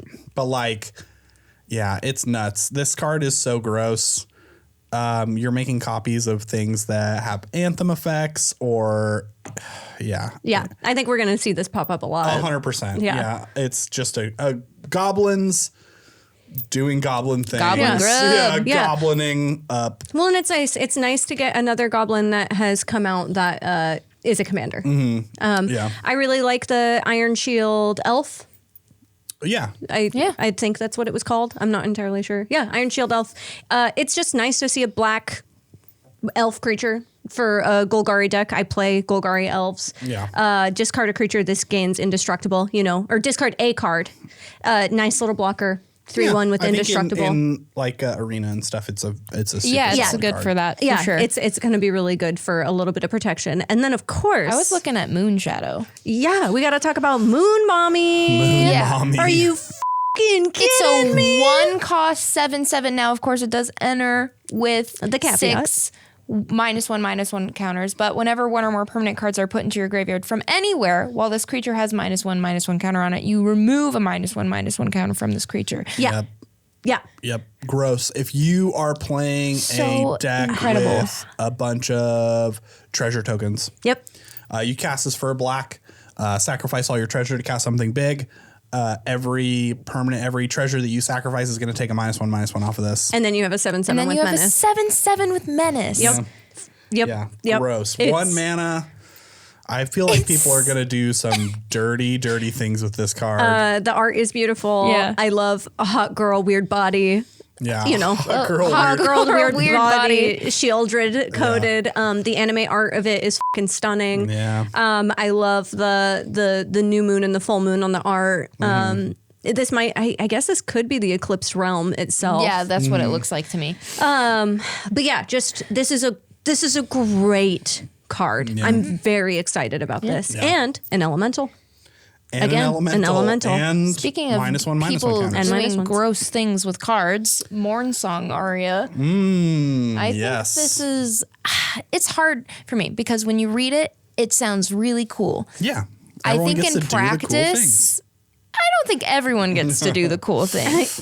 Yeah, Players can't draw cards or gain life. At the beginning of each player's draw step, that player loses 3 life, searches their library for a card, and puts it into their hand, then shuffles. So no longer random, just exactly what you need. But imagine pairing it, which I think people are going to do. This feels kind of oppressive when I say it, but pairing it with a card that says you can't search your library, then you are the only little person tutoring and nobody else can. Yeah, there's what Avon. Yeah, my little owl. Mind sensor that says Yeah. if they were to search their library, they search the top 4 instead. That's why it just. I mean, it's a Or very. there's that big demon that says whenever a player searches their library, they lose 10 life. Yeah, Like, I think that this is a very strong card. I don't know how much fun it's going to be in a group setting, but I would like to see someone take the challenge of making this card really fun. Depending on your Yeah. play style, I think could be a very controlling and impressive deck. Yeah, and I mean, like, to build even if around. you don't do all those cheeky little things, It's still a good card. It's a you're great card, yeah. essentially letting people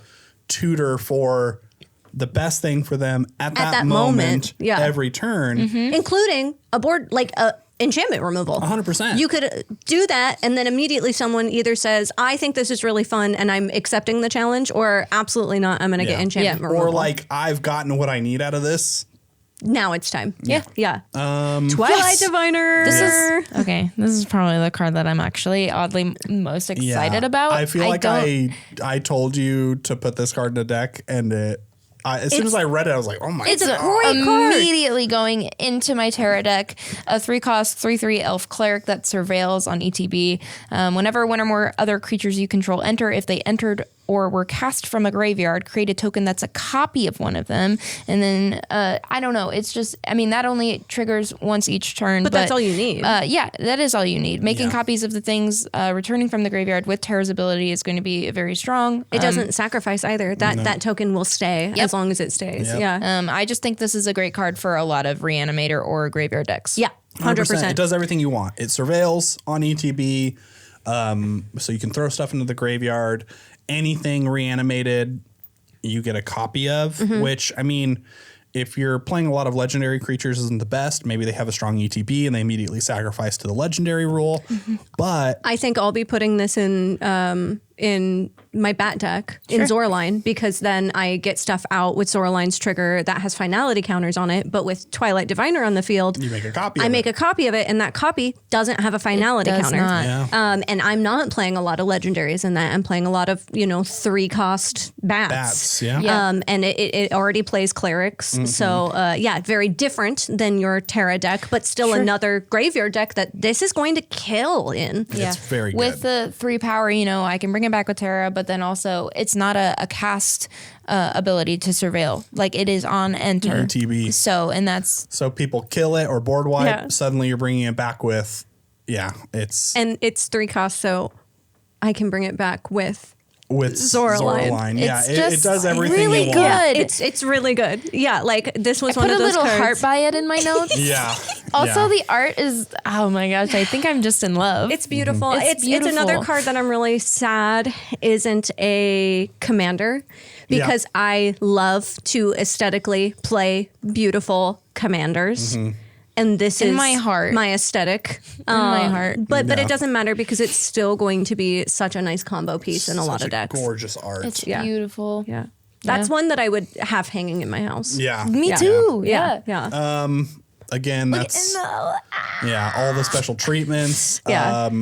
If you guys haven't looked through this set, or you're like waiting to pick up product or something, you are going to be just jaw agape at some of the arts in this set. It's beautiful. I also have Gloom Ripper. I think I grabbed the fancy version. Yeah, it's right up here. It was one of those things that I kind of noticed after. Gloom Ripper, it is a 5-cost elf assassin 4/4. When this creature enters, target creature you control gets +X/+0 until the end of turn, and up to 1 target creature an opponent controls gets -0 -X until end of turn. I know why she wants where this. X is the number of elves you control plus the number of elf cards in your graveyard. You dirty Lathril player. Lathril's got Menace.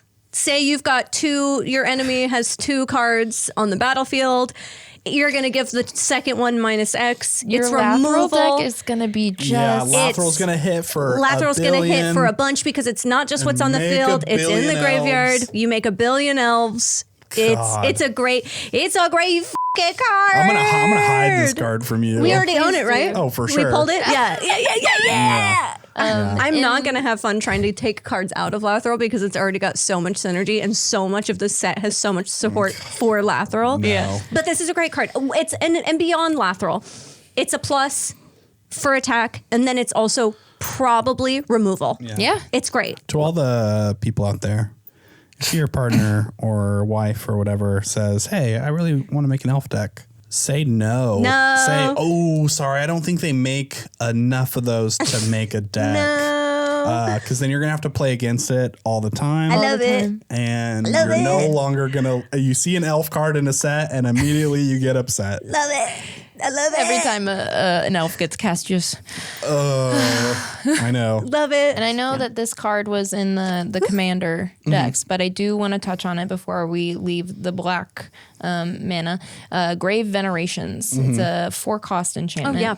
When this enchantment enters, you become the monarch. At the beginning of your end step, if you're the monarch, return up to 1 target creature card from your graveyard to your hand. Whenever a creature you control dies, each opponent loses 1 life and you gain 1 life. Yeah. It's the Bastion of Remembrance on a Monarch card. Bastion of Remembrance makes you a human. When a creature dies, same thing. Opponent loses life, you gain a life. I like that they're combining them. I'm looking forward to this specifically to put into the fairy deck because getting the ETBs back from the fairies that die is going to be really beneficial. I also just see this being really useful in sacrifice decks in general. I've got Lamentation on my list. Lamentation, I think, is a great card. It comes in the commander deck as well in the elemental deck. It's fantastic in the elemental deck. And when I say fantastic, I mean fantastic in the elemental deck. But even though it's a 6-cost, I do think that this is a very beneficial creature in other decks too. Yeah. When this creature enters, destroy target creature an opponent controls, you gain 3 life. Removal. That's great. It's even better when you can evoke it for 4. It leaves the battlefield and comes back again. That's 2 cards removed. Obviously, that's only going to happen if you're playing Ashling as your commander. But it has Encore, and this is where I think that this card really shines for creature removal. Exile this card from your graveyard. For each opponent, create a token copy that attacks that opponent this turn if able. They gain haste. Sacrifice them at the beginning of the next end step. Activate only as a sorcery. That means 4 of these cards are entering. 3 of them. Three. Unless you evoked it and then it died, it came back and then you encored it. But if you're bringing the encore cost, assuming that all of the players on the field are still alive, you're getting 3 more with the encore that are removing creatures again. Yeah. Creature removal. And it doesn't, you'll see this in the game that we play. It doesn't have to be, you have 1 token attacking each creature, but what you remove doesn't have to be to each of those opponents. Your choice. So, we can talk about this goat though. You want to talk about this goat? You want to talk about the goat? This is probably my favorite card from both commander decks. Is Off-Nabbed Goat. It is a 1 and a black goat. Pay 1, goat. draw a card, gain control of this creature and put a -1/-1 counter on it. Only your opponents may activate this ability and only as a sorcery. When this creature dies, if it had 1 or more counters on it, its owner draws that many cards and each player loses that much life. I just like the minigame aspect of it all. It's really It is good, a nice little especially minigame. if you're It's just playing the alternate commander for the Blight deck. The Reaper King no more. No more. Sorry, this Reaper is the King. joke. No more. The Reaper It's great. King. It's great. Because people are incentivized to take it because they want to draw a card. Yeah. If it dies on an opponent's turn, it comes back. So like, even if you're like, oh man, we got to get rid of this so that he doesn't keep using it, we immediately, he gets it back. Yeah. Like the goat never leaves. No. It just it keeps on. Yeah. It keeps on going. And it's like, I don't have anything in my hand I can do. Goat? Goat? Yeah. For just one, I could goat. Goat? I know I touched on it a little bit in the podcast episode, but I highly encourage, if you're into silly little shit or folklore or whatever, The goat. look up the King Puck Festival in Ireland. Yeah, it's very cool. They go into the mountains and they nab an actual goat and goat then returns. Celebrate Make a 'em goat king. for a week. And it's supposed to be the same goat, It's not. but it's probably not. Yeah, But anyway, the goat brings me joy. Can I add one little more note about Grave Venerations? Sure. Yeah. I think that having the Monarch in any game is always fun. Yeah. Having card draw is always good. But then having the trigger on the end step is going to be really nice, because if you don't have the Monarch at the start of your turn, you can always get it back. And especially with like fairies and stuff, I think that's going to be really helpful. So It's I was nice- just thinking about that. It's nice as opposed to like a lot of the court cards they give you Monarch. Yeah. Because a lot of those trigger in the upkeep. In the Yeah, upkeep. That's yeah. why this one felt different to yeah, me. Because because it it is gives you an end step, yeah. opportunity to take it and then get And that then benefit. benefit. And then Yeah. benefit from it. Yeah. Yeah. Right. Yeah. I feel like this in the Eardu and Asilu deck, where you're giving everything persist and Yeah. they're dying and coming back and dying and coming back. Yeah. I like Gross. that part about it. I think this is this is also one that comes in the Commander deck. Yeah, these are all- Grave Titan. So this is a reprint card. It comes in the Commander deck. Grave Titan is a 6/6 giant with Death Touch. That's huge. Again, 6/6 with Death Touch. Whenever this creature enters or attacks, create a 2/2 black zombie creature He token. looks nasty. It's a great card. Like If it. you've been I playing, mean, I like the card. Yeah, if he you've looks been very playing gross. Magic for a while, you know Grave Titan. Yeah. Grave Titan is a monster of a card. Yeah, very strong. Amazing reprint in the deck, though. But once again, I think it'll be really nice too. I don't know when the last time it was printed. I want to say it was reprinted in Aether Drift Oh, with the zombie decks. okay. Then Yeah. that'll be nice. Yeah. It's just nice to see back again. On to Red. Red. I want to talk about Ashling Rekindled. Yeah. I do think This is not the Commander Ashling. not the Commander No. Ashling. This is the one from the set. I do think that it's maybe not the strongest of the flip cards that we've gotten, but it is very good. When it enters or transforms into it, you discard a card, draw a card, sure, whatever. The flip side, though, whenever this creature transforms into Ashling Rhymebound, and at the beginning of your first main phase, add 2 mana of any one color. Spend this to cast spells with mana value 4 or greater. So you play your turn. You cast Ashling on turn 2. It gets to your turn again. You spend a mana to transform Ashling. Then you make 2 mana. You play your land. You have 4 mana, and you immediately can cast something of 4 mana value or greater. Right. And if you're playing an elemental deck, there's A lot. all of those elementals in this set that we were talking about. Yep. And I mean, like, if you're building this as your commander, you're probably throwing a ton of spells in there that Yeah. are 4 mana. Right. But I think that that's like really interesting kind of pseudo ramp. Yeah. Yeah, a little bit. In Is It, especially in a color combo that you want to be slinging spells. I think it's It's very really cool. good. It's Yeah. really good. Yeah, another champion, the champion of the path, elemental Yeah. champion. When it enters, it deals damage. When another elemental enters, it deals damage equal to its power to each opponent.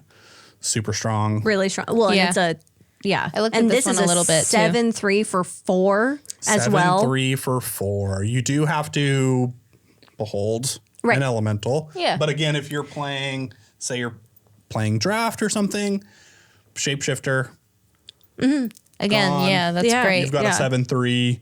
super hard to deal with. When it leaves the battlefield, you return the exiled card, obviously, just like all the champion cards. But yeah, it's crazy. The card's very good. It's really, really good. Collective Inferno, I like just as a card for the lore. Devotees of Irdu doing one of their rituals. Yeah, there aren't a really lot cool. of cards in the set that show those aspects of the lore. There's a couple. I think there's one either on the black or blue side that does the same kind of thing. Isilu, For Islu, yeah. But it's cool to see, they're making their big pyre that burns and burns and burns until it doesn't anymore. Yeah. And it's cool to see those little speckles of lore. And like I said, folklore and flavor and all of those things kind of coming together into the card. Yeah. Yeah, a lot of fun red cards in this set. Yeah, just a lot of like explosive good red cards. So we've got the goat that's passing along. We've got King Puck making his rounds around the table. But then if this is in the deck, this obviously can be used for so many other creatures. But it's really funny for that goat. To take the goat. Goat nap, 3 cost, sorcery. Gain control of target creature until end of turn. Untap that creature. It gains haste until end of turn. If that creature is a goat, it also gets +3/+0 until the end of turn. Terrible. So Wait, that's hilarious. it's really funny. There's also, I don't know if you remember this, I have wanted to make a goat deck since our friend Forrest Immel, who you see on the channel a lot, does the notorious goat token. I asked him one time, he complained about having too many goat tokens and nobody wanted them. I asked all of them. I We have asked so for many. 50. Yeah, we have so many. And he did not give me 50. He eventually gave me some more. I'm still not at 50, Forrest. And I want to make a goat deck really bad. So when that fuck-ass goat came out and this card, Goat Nub, came out, I was like, oh, baby. Oh, no. It's We're done. cooking. We're Rakdos cooking. goat deck? Rakdos goat deck is so funny. Once again, I'm not really sure where this goes for me as far as my goat dreams, but my goat Your dreams. goat Low dreams. Strider. Yeah. Low Strider that makes a goat. Yeah. And then a bunch of shapeshifters. Oh, I'm laughing. Yeah. Oh, I'm laughing. It doesn't really work with the off-nap goat because by the time It you get doesn't. it probably has so many -1/-1s on it that the +3 is going to just get it to 0. Yeah. But it's still really funny. It's just so funny. I love Goat Nap. Speaking of dreaming, Goliath Daydreamer was the card that I chose. Yeah, Yeah. that makes way more sense. It's a Yeah. much better card. Yeah.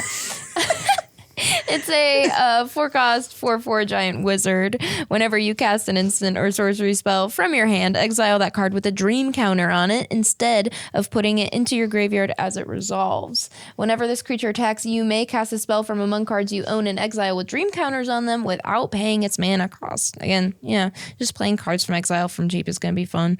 I mean, there's a lot of cheeky things you can do. You with can this do card. a lot, yeah. Like adventure cards that Yeah. say if it has like the adventure box is like a sorcery that's a couple mana, but the main card is 8 mana or something. Which a lot of them are. You play the adventure part of it. It goes into exile. Then when you attack, you cast the big one. Yeah. Without paying its mana cost. There's a ton of value you can do I love with that. A how ton. sleepy he is too. Yeah. And the storybook art. The storybook art is The Very storybook so art reminds me cute. of a specific character, I but I can't can't place I it can't place it either. either. So if you are watching this and you also have that feeling, or oh, this reminds me of this, please drop it in the comments Yeah. because we were There's talking about it the live. giant from Eldraine. I think her name It's is not a magic thing. Balluna. Oh, okay. She Yeah. kind of looks like Balluna. I Oh, think kind she of, says. but also I'm definitely thinking of an outside of It magic reminds me of character. something like Looney Tunes related or Oh, some shit, interesting. but I really don't know. Here we Okay, go. here we are. Okay, The notorious. To bring back our friend Forrest again, Forrest drew one of the arts for Spider-Punk, which was one of the best cards, especially for CDH in Spider-Man. I think it was hyped up. I don't know if it was ever I don't know if put into practice. Yeah. Yeah, I'm I not think sure how it ended up playing out But- for that. We don't play CD. The problem, don't play the problem with this, the card we're talking about is Hexing Squelcher. yes. Welcome. Yeah, the problem with Spider-Punk as opposed to Hexing Squelcher Right. is Spider-Punk is spells can't be countered. Right. Hexing Squelcher, which is a one in a red 2/2 goblin that can't be countered. Spells you control can't be countered. I Right. think it would be different This spell if it's, can't be countered. Ward, pay 2 life, and then spells you control can't be countered at all. And then creatures you control have ward, paid 2 life. Yeah. I think it would be different and like scary. And in a casual setting, I don't think that this card is going to do that much. I think people in CDH are freaking out about it right now. But I also think that like paying ward 2 life versus paying 2 mana is different. Like there's, you know, in commander setting with 40 life to spare, there's a lot of resource to be able to use to pay the ward cost. I'm not worried about this card. Not in commander. Right. Well, in certain cases, arena. like if someone, I don't know, played a Rakdos Valgavoth deck where that ward pay 2 life suddenly is benefit to the Valgavoth player.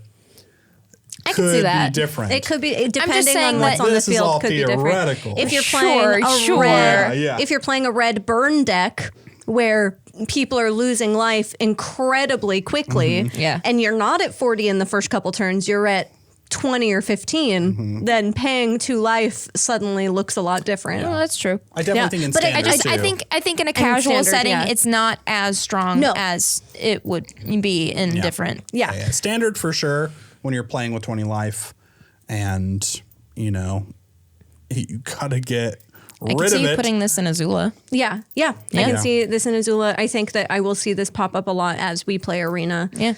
It'll be something that we see. Form of protection for Kranko. Yeah. Yeah, I mean, it's a goblin. You Yeah. Yeah. Throw it into a goblin deck. It's a mono I and mean, a mono red goblin. The big thing with goblins, especially mono red goblins, is you play what you play. If they have interaction, they have interaction. But this is like you play what you play, no interaction. Yeah. Yeah. So it's good. It's a good card. It's a strong card. It is very good. Speaking of red burn decks, Lasting Tarfire. It's a 2-cost enchantment. At the beginning of each end step, if you put a counter on a creature this turn, this enchantment deals 2 damage to each amazing opponent. in blight decks. Yeah, it's going to be really good on a blight deck. good. It's going to, 2 damage to each opponent. It's not even just one target or one player. It's every opponent is going to take a little Yeah. bit of burn. Yeah. Yeah. I do love this card. This next one, The Lava Leaper. Lava Leaper. That is pretty cute. It's an elemental. All creatures have haste. Now, Right. that causes so much chaos in a commander deck. I love it so much. I love it. Whenever a player taps a basic land for mana, they add 1 mana of any type that land produced. Yep. This card is silly. So Yeah. you're just enabling everyone to pop off at like an insane speed. Yeah. They're leaping over lava. Yeah. I love this. I want to see this in like a group hug deck. Yeah. Oh, absolutely. Or even if you're doing like there's that commander that gives mana burn.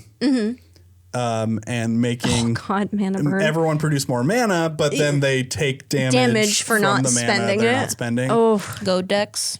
Meek attack. This one's okay. Yeah. Pay 2, put a creature card with total power and toughness 5 or less from your hand on the battlefield. It gains haste.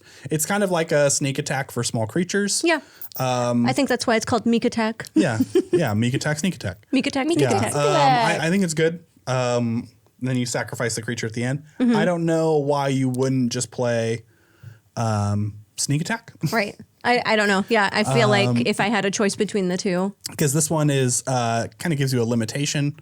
Sneak attack is no limitation. Sure. But it's still a good card. Yeah, there's a lot of really good red in here. I feel like red was one of this section where I have a lot less written down just Yeah. because I think that Me it's too. going to be Too. one of those. It's a lot of goblins. It's a lot of goblins. It's a lot of very straightforward stuff. And ultimately, it's a lot of really good upgrades. Yeah. Soul Immolation, though. I love this card. Soul Immolation is 3 red, sorcery. There's an additional cast of cost to spell, Blight X. It can't be greater than the greatest toughness among creatures you control. Oh, interesting. And then it deals damage to each opponent and each creature they and control. each creature. Yeah. But I saw a combo today with this and Tree of Perdition, Interesting. where Tree of Perdition, you tap it, you replace its toughness with an opponent's HP.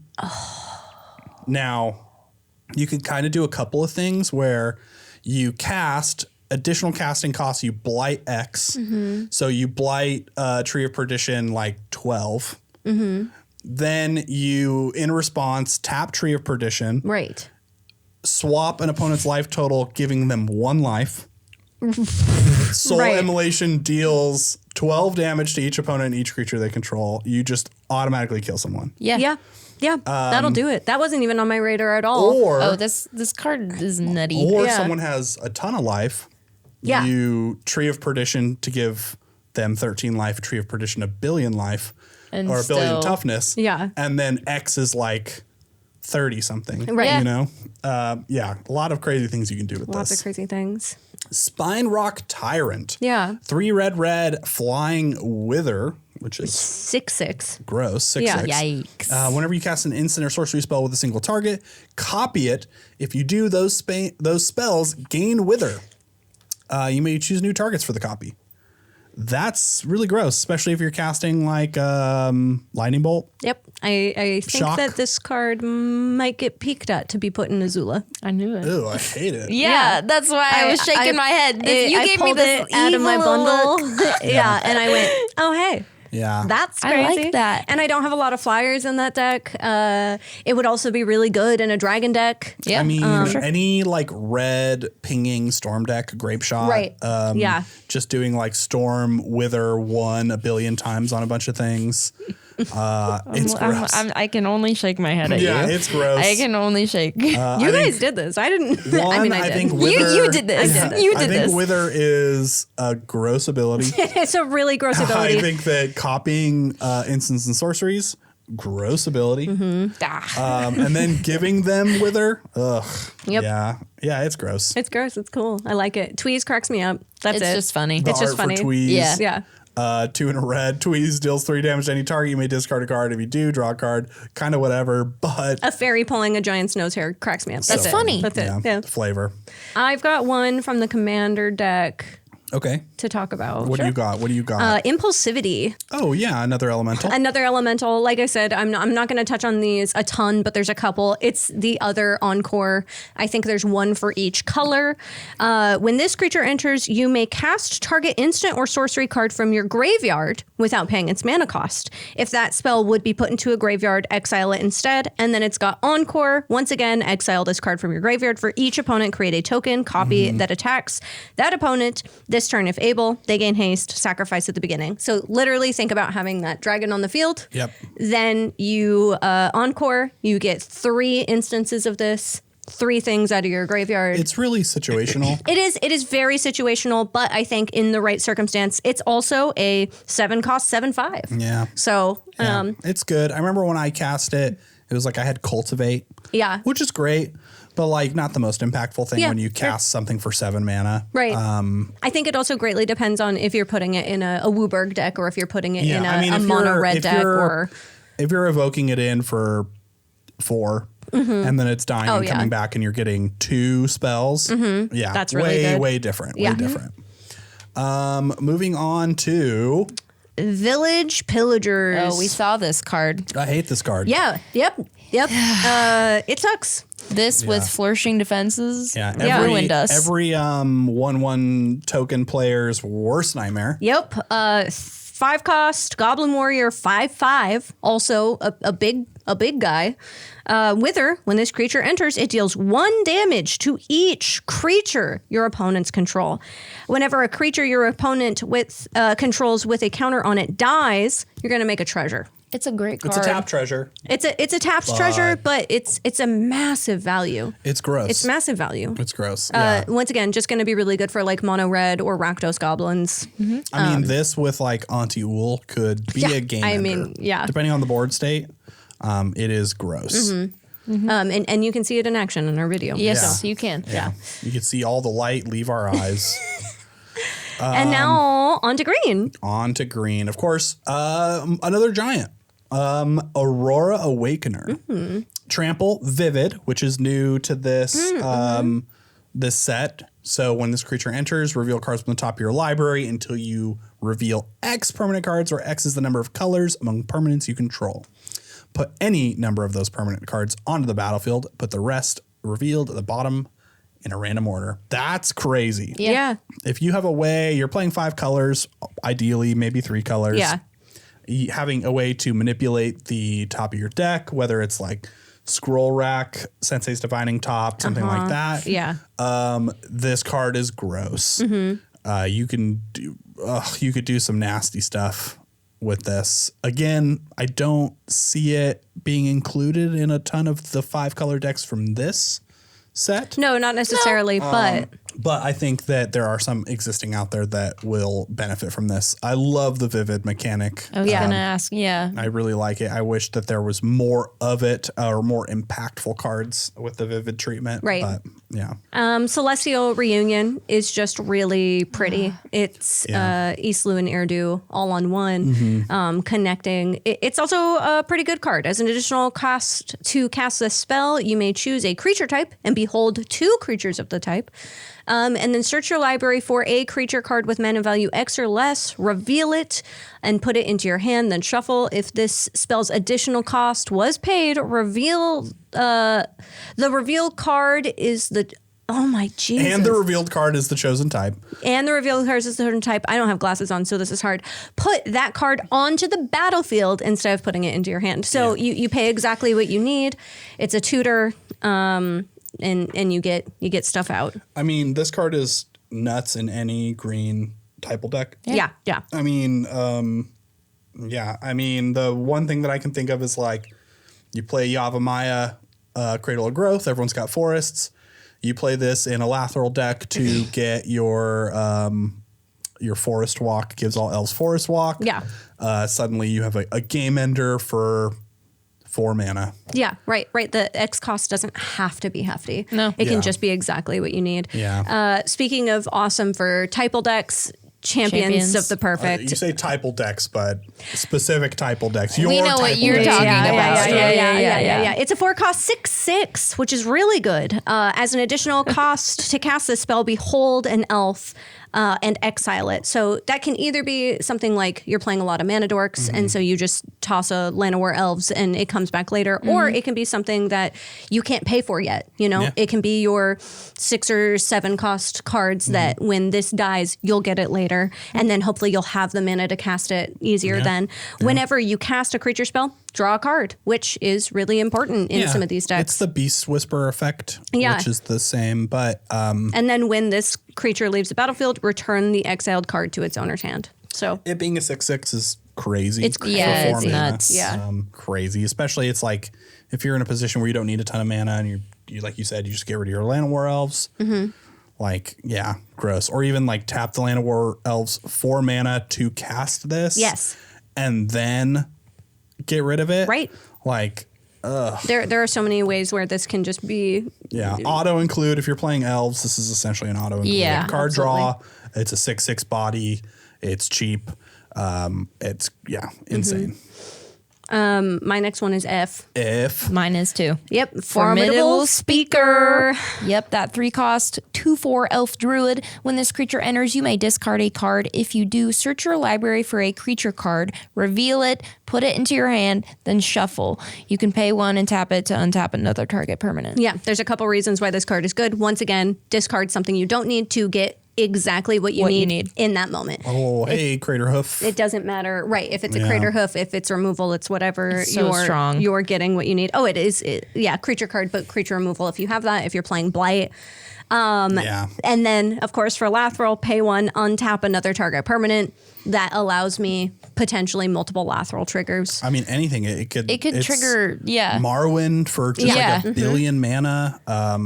Insane. Right, That's Priest of an insane Titania for a card. billion mana. Yeah, the one thing that elves did not need was a creature tutor stapled on to I think this might be one of target permanent card for one 3 of mana. the strongest cards in the set. Yeah. It's great. I think it's great. It's a really good card. Do I hate it? Is it going to be played against me? Yeah. Yes.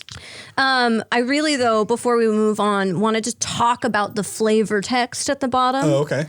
Jean-Emmanuel de Pares, World Champion XXIX. What does that mean? Okay.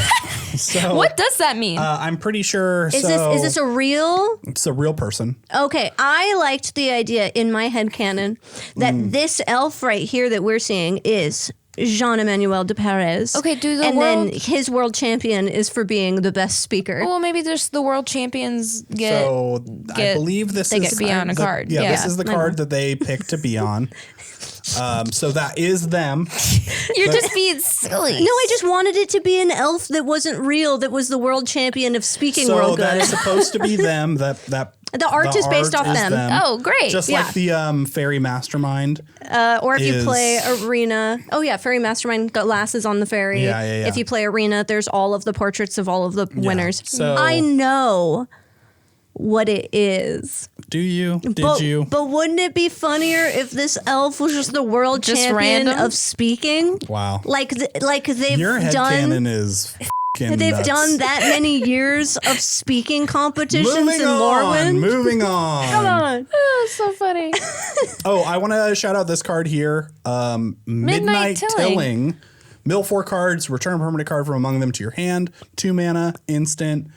Great. Valgaboth deck. If you're I was thinking of putting it in winter. winter, amazing. If you were playing any Valgaboth. sort of, green, Golgari, Sultai, graveyard deck, it's great. It's Yeah. instant speed. It's It's going to super go good. into my Valgaboth It's deck on going Arena. into winter. Another shout out, Moon Vigil Adherence. This is- yeah. Yeah, this is them doing their version of the ritual for the devotees of Islu.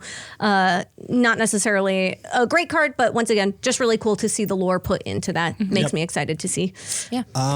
Do we have? Are we all talking about Mutable this one? Explorer. Yeah. Yeah. 3-cost shapeshifter with Changeling. That's great. So it's got all creature types. He's just a cute guy. He's so cute. But it's nice to have ramp without having to shuffle Yeah. because you make Yep. that land token on ETB. The land can also turn into a Changeling, which I think is crazy. Yeah. Insane. Yeah.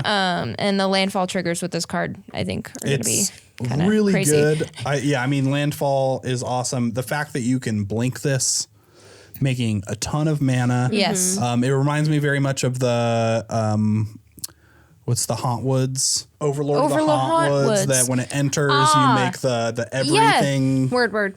Yeah, Yeah. everything token. Hauntwoods. Hauntwoods. Hauntwoods. I don't know. Very similar. I think Mutavault is already a crazy good card. Yes. So making a ton of them is never a bad thing. Yeah. This is a super cool card. Yeah, very good card. Selfless Safe Right. Oh. Flash, Convoke. And Convoke. Yeah. That's already nice. good. Amazing. Yeah, a good combo right there. When this creature enters, choose a creature type. Other permanents you control of that type gain hexproof and indestructible. Oh. So you can flash that in for some quick protection. Board wipe, tap all your elves, flash it in, name elves. You're safe. You're Yep. safe. Yeah. It's really good. I hate it. Another one here, Sapling Nursery. Affinity is a 6 and 2 green, so 8, but it has affinity for forests. Landfall, when a land enters, you create a 3/4 tree folk with reach. Yeah. It's a good then- landfall card. Pay 1 and a green, exile this. Tree folk and forest you control gain indestructible until end of turn. I love this Yeah, it's art. really good. The what do you think of the other art? The other tree guy? Oh, Yeah. little I don't like shady it. eyes. He's kind of creepy, I right? don't like it. It reminds me of the tree from Kirby. Oh. This card's crazy because with the affinity for forests, if you're playing mono green, you can play this on turn 4. Yeah. Yeah. If you're playing ramp, you could You can do it sooner. Do it even sooner. Yeah, and it's a kinda crazy. landfall. And a landfall that's not just getting a lot of landfall we see gets a lot of like 1/1 tokens. No, So- these are 3/4 So you with play reach. it for cheap. Yeah. You're getting 3/4 tree folk with reach. Yeah. So protection. And you can exile it and protect your things. Like Very cool. It's really good. It's a lot. I've got Tristan, Callous Cultivator. Death Touch 3/4 for 3. Pretty good. Once again, Death Touch for that cheap. Whenever this creature enters or transforms, mill 3 cards. Then if there is an elf card in your graveyard, you gain 2 life. And then again, we're seeing that at the beginning of your main phase, you can pay the 1 and you transform, and he transforms into, Tristan Penitent Kohler. Penitent. Such a pretty art. Death Touch. Whenever this creature transforms into Tristan, Penitent Kohler, mill 3 cards, then you may exile an elf card from your graveyard. If you do, each opponent loses 2 life. Yeah. It's good. It's good. I think that if anything, it would go into the 99. No, it is definitely not one that I'm something. picking out for being a commander, but is, I think, good in, a lot of the Golgari. It's good. If you're stuff. playing like a solid like reanimator deck that wants a full graveyard, it's good. Yeah. I think that it's tough that all of their abilities are like kind of stapled to once per turn. Yeah. Yeah. And it is stapled to elves. It has to Very it can't much an be- elf. Right. It can't be Card. an elf or it can't be just a graveyard deck. It can't be a Golgari there's graveyard. gotta It be some has to be elves an in elf. there. Yeah. Yeah. Yep. Yeah. It has It's to good. you have to have elves to make the value worth it. Yeah, but I do think, again, there's a lot of cards in this set specifically that'll make it really worth it. I want to talk about this card because it's an uncommon.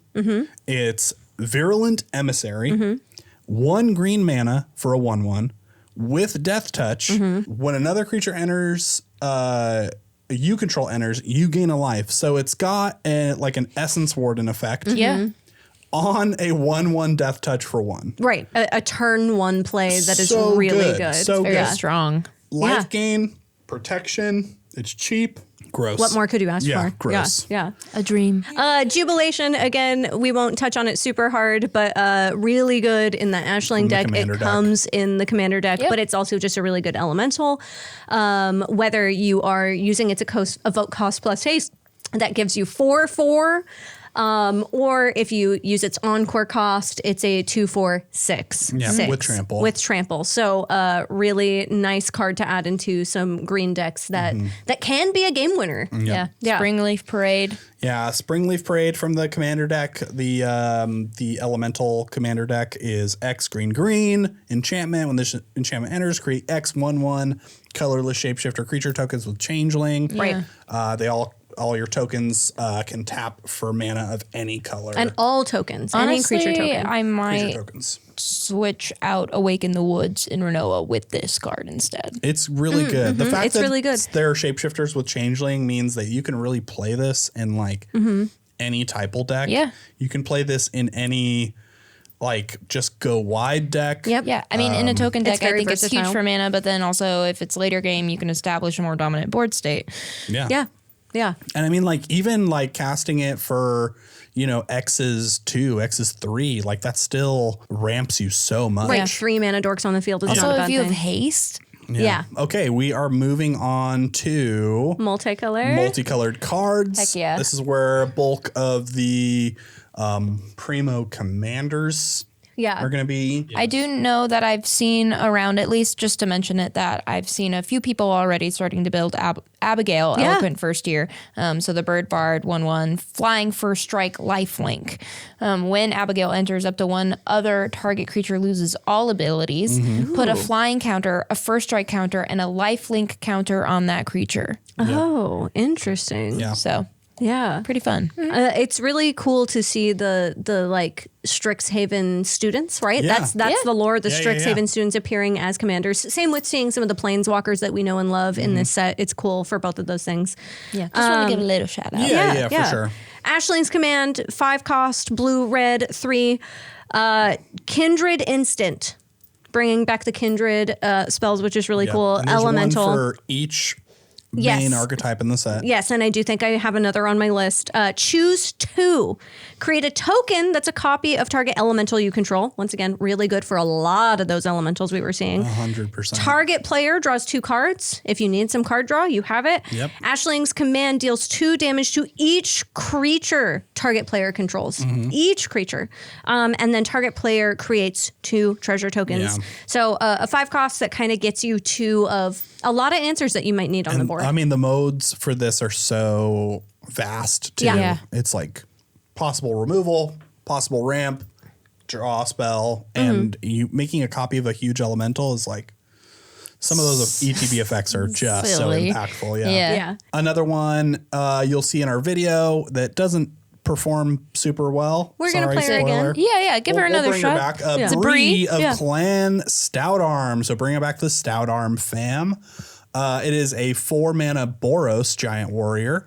1 and a white, tap another target creature you control, gains flying and lifelink until end of turn. I kind of like that. I imagine you're paying the 2, tapping it, and she's like throwing a creature, which is giving it flying. Is this the commander to my goat deck?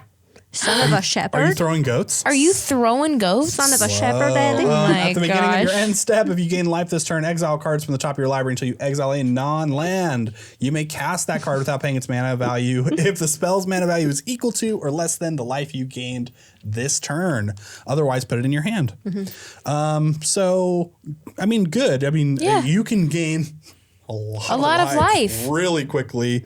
Suddenly you've gained 9 life, and the top of your deck is your best friend. So again, playing things that manipulate the top of your deck. Yeah.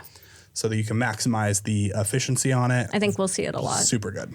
Moving on, we are at the new Evoke Elementals. Which is really exciting for them to have a comeback. There's 5 of them, I think.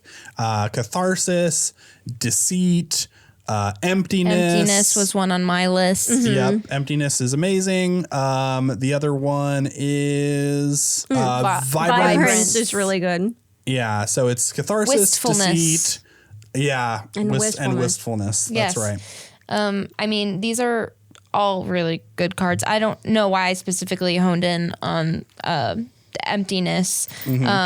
When this creature enters, if 2 white was spent to cast it, you can return target creature card with mana value 3 or less from your graveyard to the battlefield. When this creature enters, if 2 black was spent to cast it, put 3 -1/-1 counters and up to 1 target creature. Right. So its evoke cost is also just, the 2 hybrid, the white and black.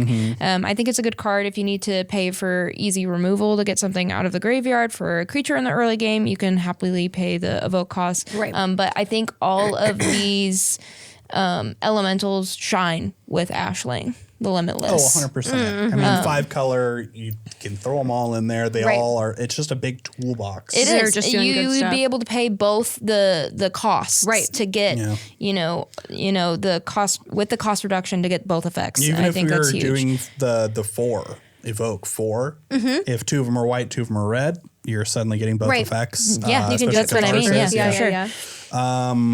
Also, can you airbend the evoke elementals to flicker them to get the ETB? No, because the ETB specifically says if the mana was spent to cast. Got it. Oh. It was just a little. It is no. I mean, you could because it airbends them. You can pay 2 to recast it. So you can pay 2 of any color. 2 of white or 2 of red or 2 of whatever. Then yes. It was just a little brain worm that I had. A little brain worm. Yeah.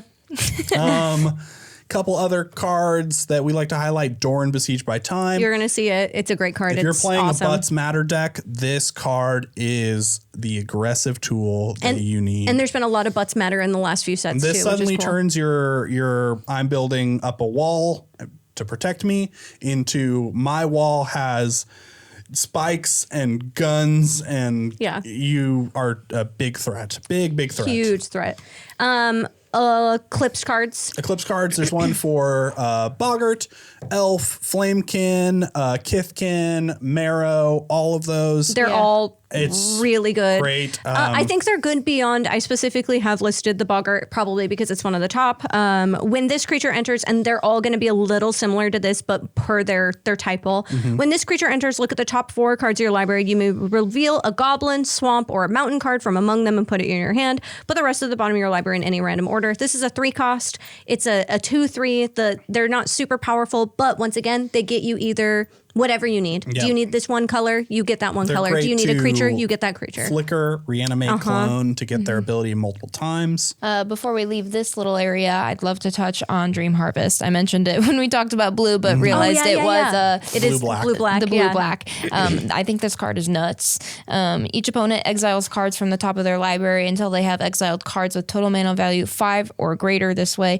Until end of turn, you may cast cards exiled this way without paying their mana cost. It feels like even though it's kind of expensive with the 5 and the 2 hybrid, Demure, it's flashy, I think, to be able to play late game, and you can get a ton of value out of it. I also think that it's, another card that I want to personally put in the fairy deck. It's also really cool to see all of the fairies in the art going in on this thing. They're dreams. Swarming the Boggarts. It's kind of crazy. I also love that it's total mana value 5 or greater. So if they exile something that's like 9 mana, You can get That so doesn't matter. much Yeah. value from this card. I Yeah. also think that I was talking about this a little bit, but decks that really like stealing cards, your Tasha deck is going to love this, or Marilyn. Yeah.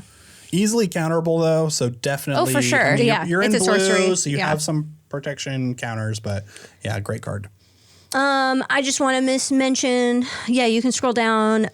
We've got Glister Baron up in here. I would like to formally ask that all oofs are drawn by Niles Ham Niels only Ham. and forever. Ham, yeah. Yeah. I love it. That's Yeah. it. That's it. I truly, there's nothing more to it. I just think I do really like the other oofs that are in the set and the way that they're drawn as they're kind of impish. Yeah. But there's something that's giving about the like where the wild things are. Niels Ham, give us Niels more Ham. oofs. We need more oof. I want an oof in everything, please. Yeah. Another one, High Perfect Morcan. It's a great card. If you want to play an elf commander that is not Lathril, and again, not have any friends, play High Perfect Morcant. Just She's know that hot. it's a kill on site kill on commander. site. Do not leave this commander on the board for a turn rotation. Yeah. 2 black green for 4 elf noble. Whenever it or another elf you control enters, each opponent blights 1. Doesn't seem like a huge deal. It is. Tap 3 untapped elves you control. Proliferate. And that is it's activate only as a sorcery, so it can't be done at instant speed. But you can do that as many times as you want. That is not a tap Not a ability. once per turn. That is not a pay ability. So you don't. The only value that you need to be able to do that is having elves. Yep. This combined with that new elf from Jumpstart, the Dionys, that untaps all your untaps. stuff. Yep. Really gross. Yep. Really, really gross. Yeah.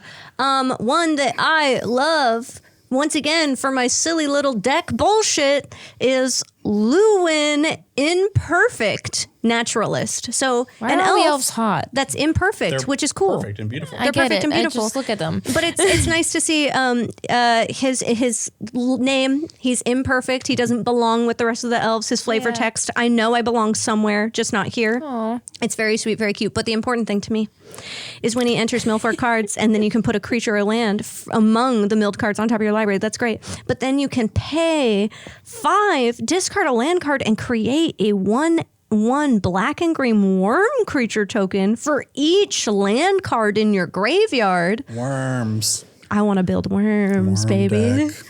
My worm dreams and my goat dreams are brought back. This is crazy. Speaking of combining dreams here, Maryland Fey Ascendant, Sultai. elf It's fairy. an elf fairy noble flying. Whenever it or another elf or fairy you control enters, exile the top 2 cards of a target opponent's library. Once each turn, you may cast a spell with mana value less than or equal to the number of elves and fairies you control from among them without paying its mana cost.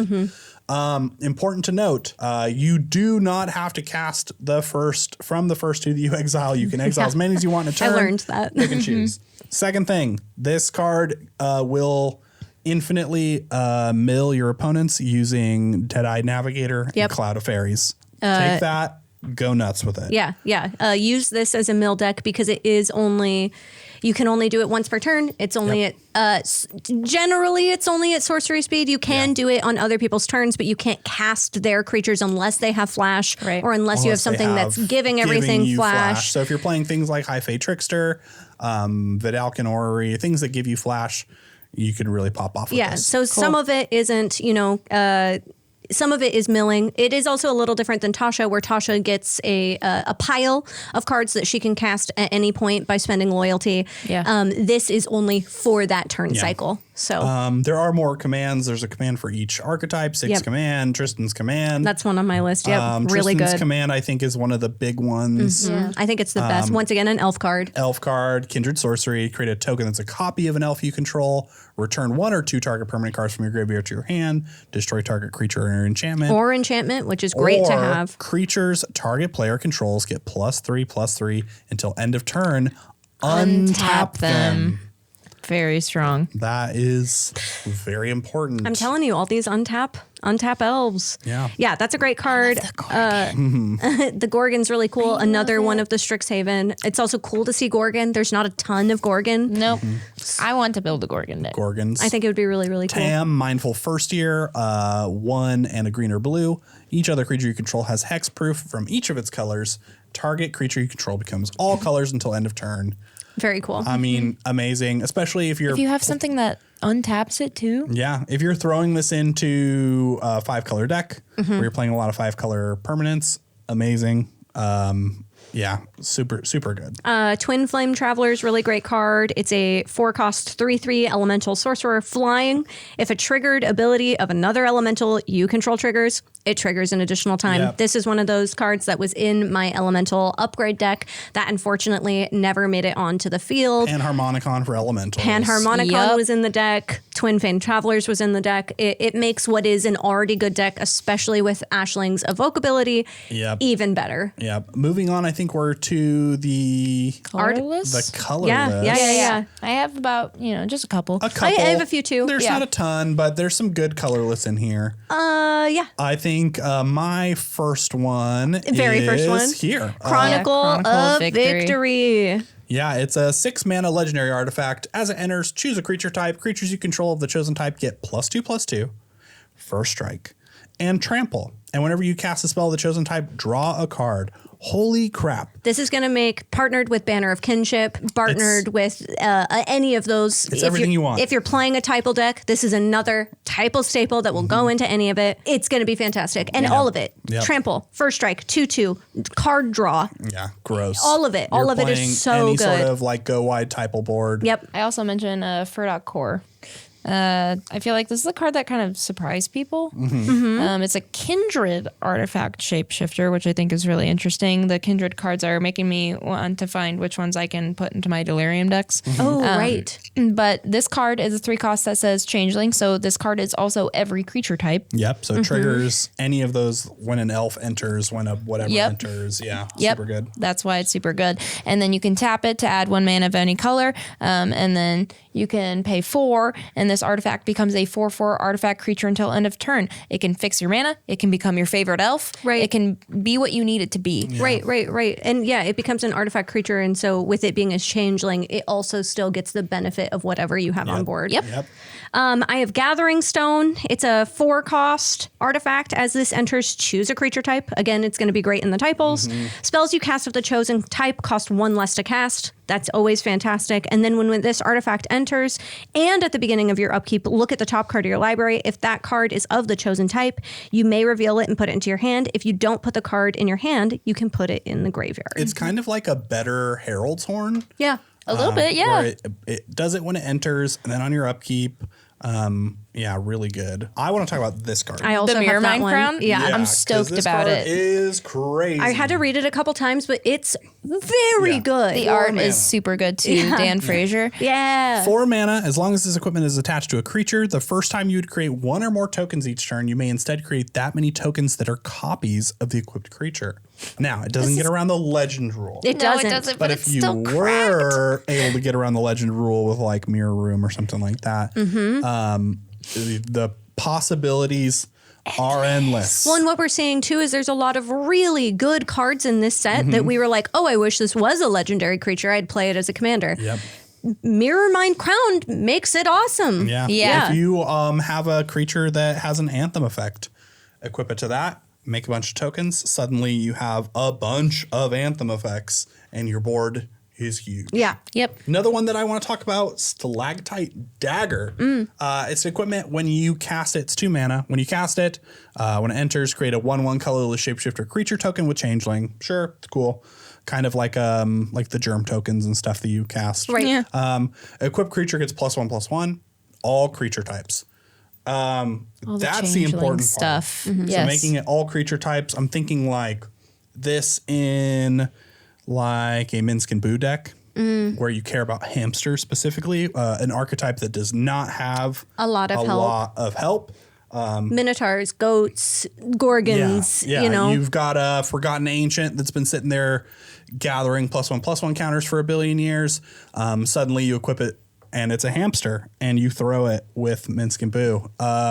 Yeah, crazy card. Yeah. I feel like I forgot to mention a card that I was really excited about in the dual color. Oh, okay. It's Rating Schemes. Oh yeah, it's the green red one. Yeah, the Gruul enchantment. I'm kind of laughing to myself because, like I said earlier, I think I keep finding cards that are going to be really good for bells. But it feels silly and fun. Rating Schemes. So this was interesting to me also as a newer player who hasn't been introduced to Conspire before. So this says each non-creature spell you cast has Conspire. And so the reminder text says, as you cast a non-creature spell, you may tap 2 untapped creatures you control that share a color with it. When you do, copy it, and you may choose new targets for the copy. A copy of a permanent spell becomes a token. So, I hadn't heard about this before, but not only that, I feel like this is going to be a pretty good card in Bellow after reading it. You can tap your elemental enchantments to copy them, and they would enter and still have haste. Oh, I was like, this is so confusing. Oh. I had to tell you. Yeah. I was keeping this card from you. Oh, you were? I'm sorry. I read it and went, oh, this is a really great Bellow card. Yeah. It's a 5-cost enchantment, which means it's going to become a creature too. Oh, yeah, love it. Sorry about that, Eric. Yeah. Oops. And that just goes to show there's tons of stuff in this set that is really good for upgrading the things that you already have. Yeah. I think there's at least something for everyone. I think so. Whether you're a Tybal deck or, you want to make a new deck. Whoa. There's one more card that I'd like to talk about. That card has been around for 1 billion years. Come on. It's just a reprint. I'm really excited that Timeless Letter's got a reprint because Wooburg decks, love it. That's it. Yeah. That's it. It's go, Slivers, go. God. No, God. Let me pull this for Slivers. Woo! There you go. That's it. There we go. See, there's something for everyone. Even your sliver friends. Sliver players. Yes. Okay, so you know it's really hard sometimes to hit your Wooburg in a Wooburg deck. I'm playing Slivers. I have 5 mana, but it's not the right colors. I cast this card, and then I tap that, and I can play the first Sliver. Oh, Enter's tapped. Well, yeah, but next turn. Next turn. Right. Yeah. The value would be crazy if you paid 5, got 5. Yeah. That doesn't make sense. If you were playing something that like untapped things. Yeah. I'm just saying that like if you need help mana fixing when you're playing a 5-color deck, which is gonna happen when you're playing 5-color elementals or you're playing Slivers or whatever, sometimes making sure that you have the right colors is really difficult, and that is super worth it. It's a high cost to pay and it enters tap, so you can't do it immediately. But next turn, you have 5 free mana to tap in the colors you need for Wooburg. Yeah. Very cool. But yes, there's something for everybody in this set, including the dirty Sliver players. Speaking of, in the comments, let us know, again, if there's anything we missed that you think should have been highlighted, why it should have been highlighted, and maybe some of the things that you're excited for in this set, because there's so much. If there is something that we talked about that you thought, this card goes really great with this thing that you mentioned, talk about it. And also remember that we've got a Discord where we talk about some of these things. We've got a combo cards section where people throw in stuff, including some of the things I think we've talked about today. And if you have new deck builds that maybe you just want some eyes on to see if you are missing something, or we've got plenty of people in our Discord who are just very community. knowledgeable or very passionate. Also limited sections where you can add people on Arena or talk about the decks that you're building in pre-release events. All of those things are available, and I think that this set offers a lot of all of that. And that's, I think, one of the other things. Like, not only is it a return to form, but we see cards that are in this set that are good in limited. They're good in Commander. They're good in upgrades. They're reprinting old cards that have been really good. Like this really goes full circle. Yeah. Sure does. And it's back to the magic of magic. Back to the magic. Yeah. All right. Well, that is our time here on Guildhall. So make sure to like, comment, subscribe, check out our Discord, and make sure to tune in to our videos on every Friday if you want to catch some awesome Commander gameplay. Yeah. Thank you guys so much. We'll see you later. Bye. Bye.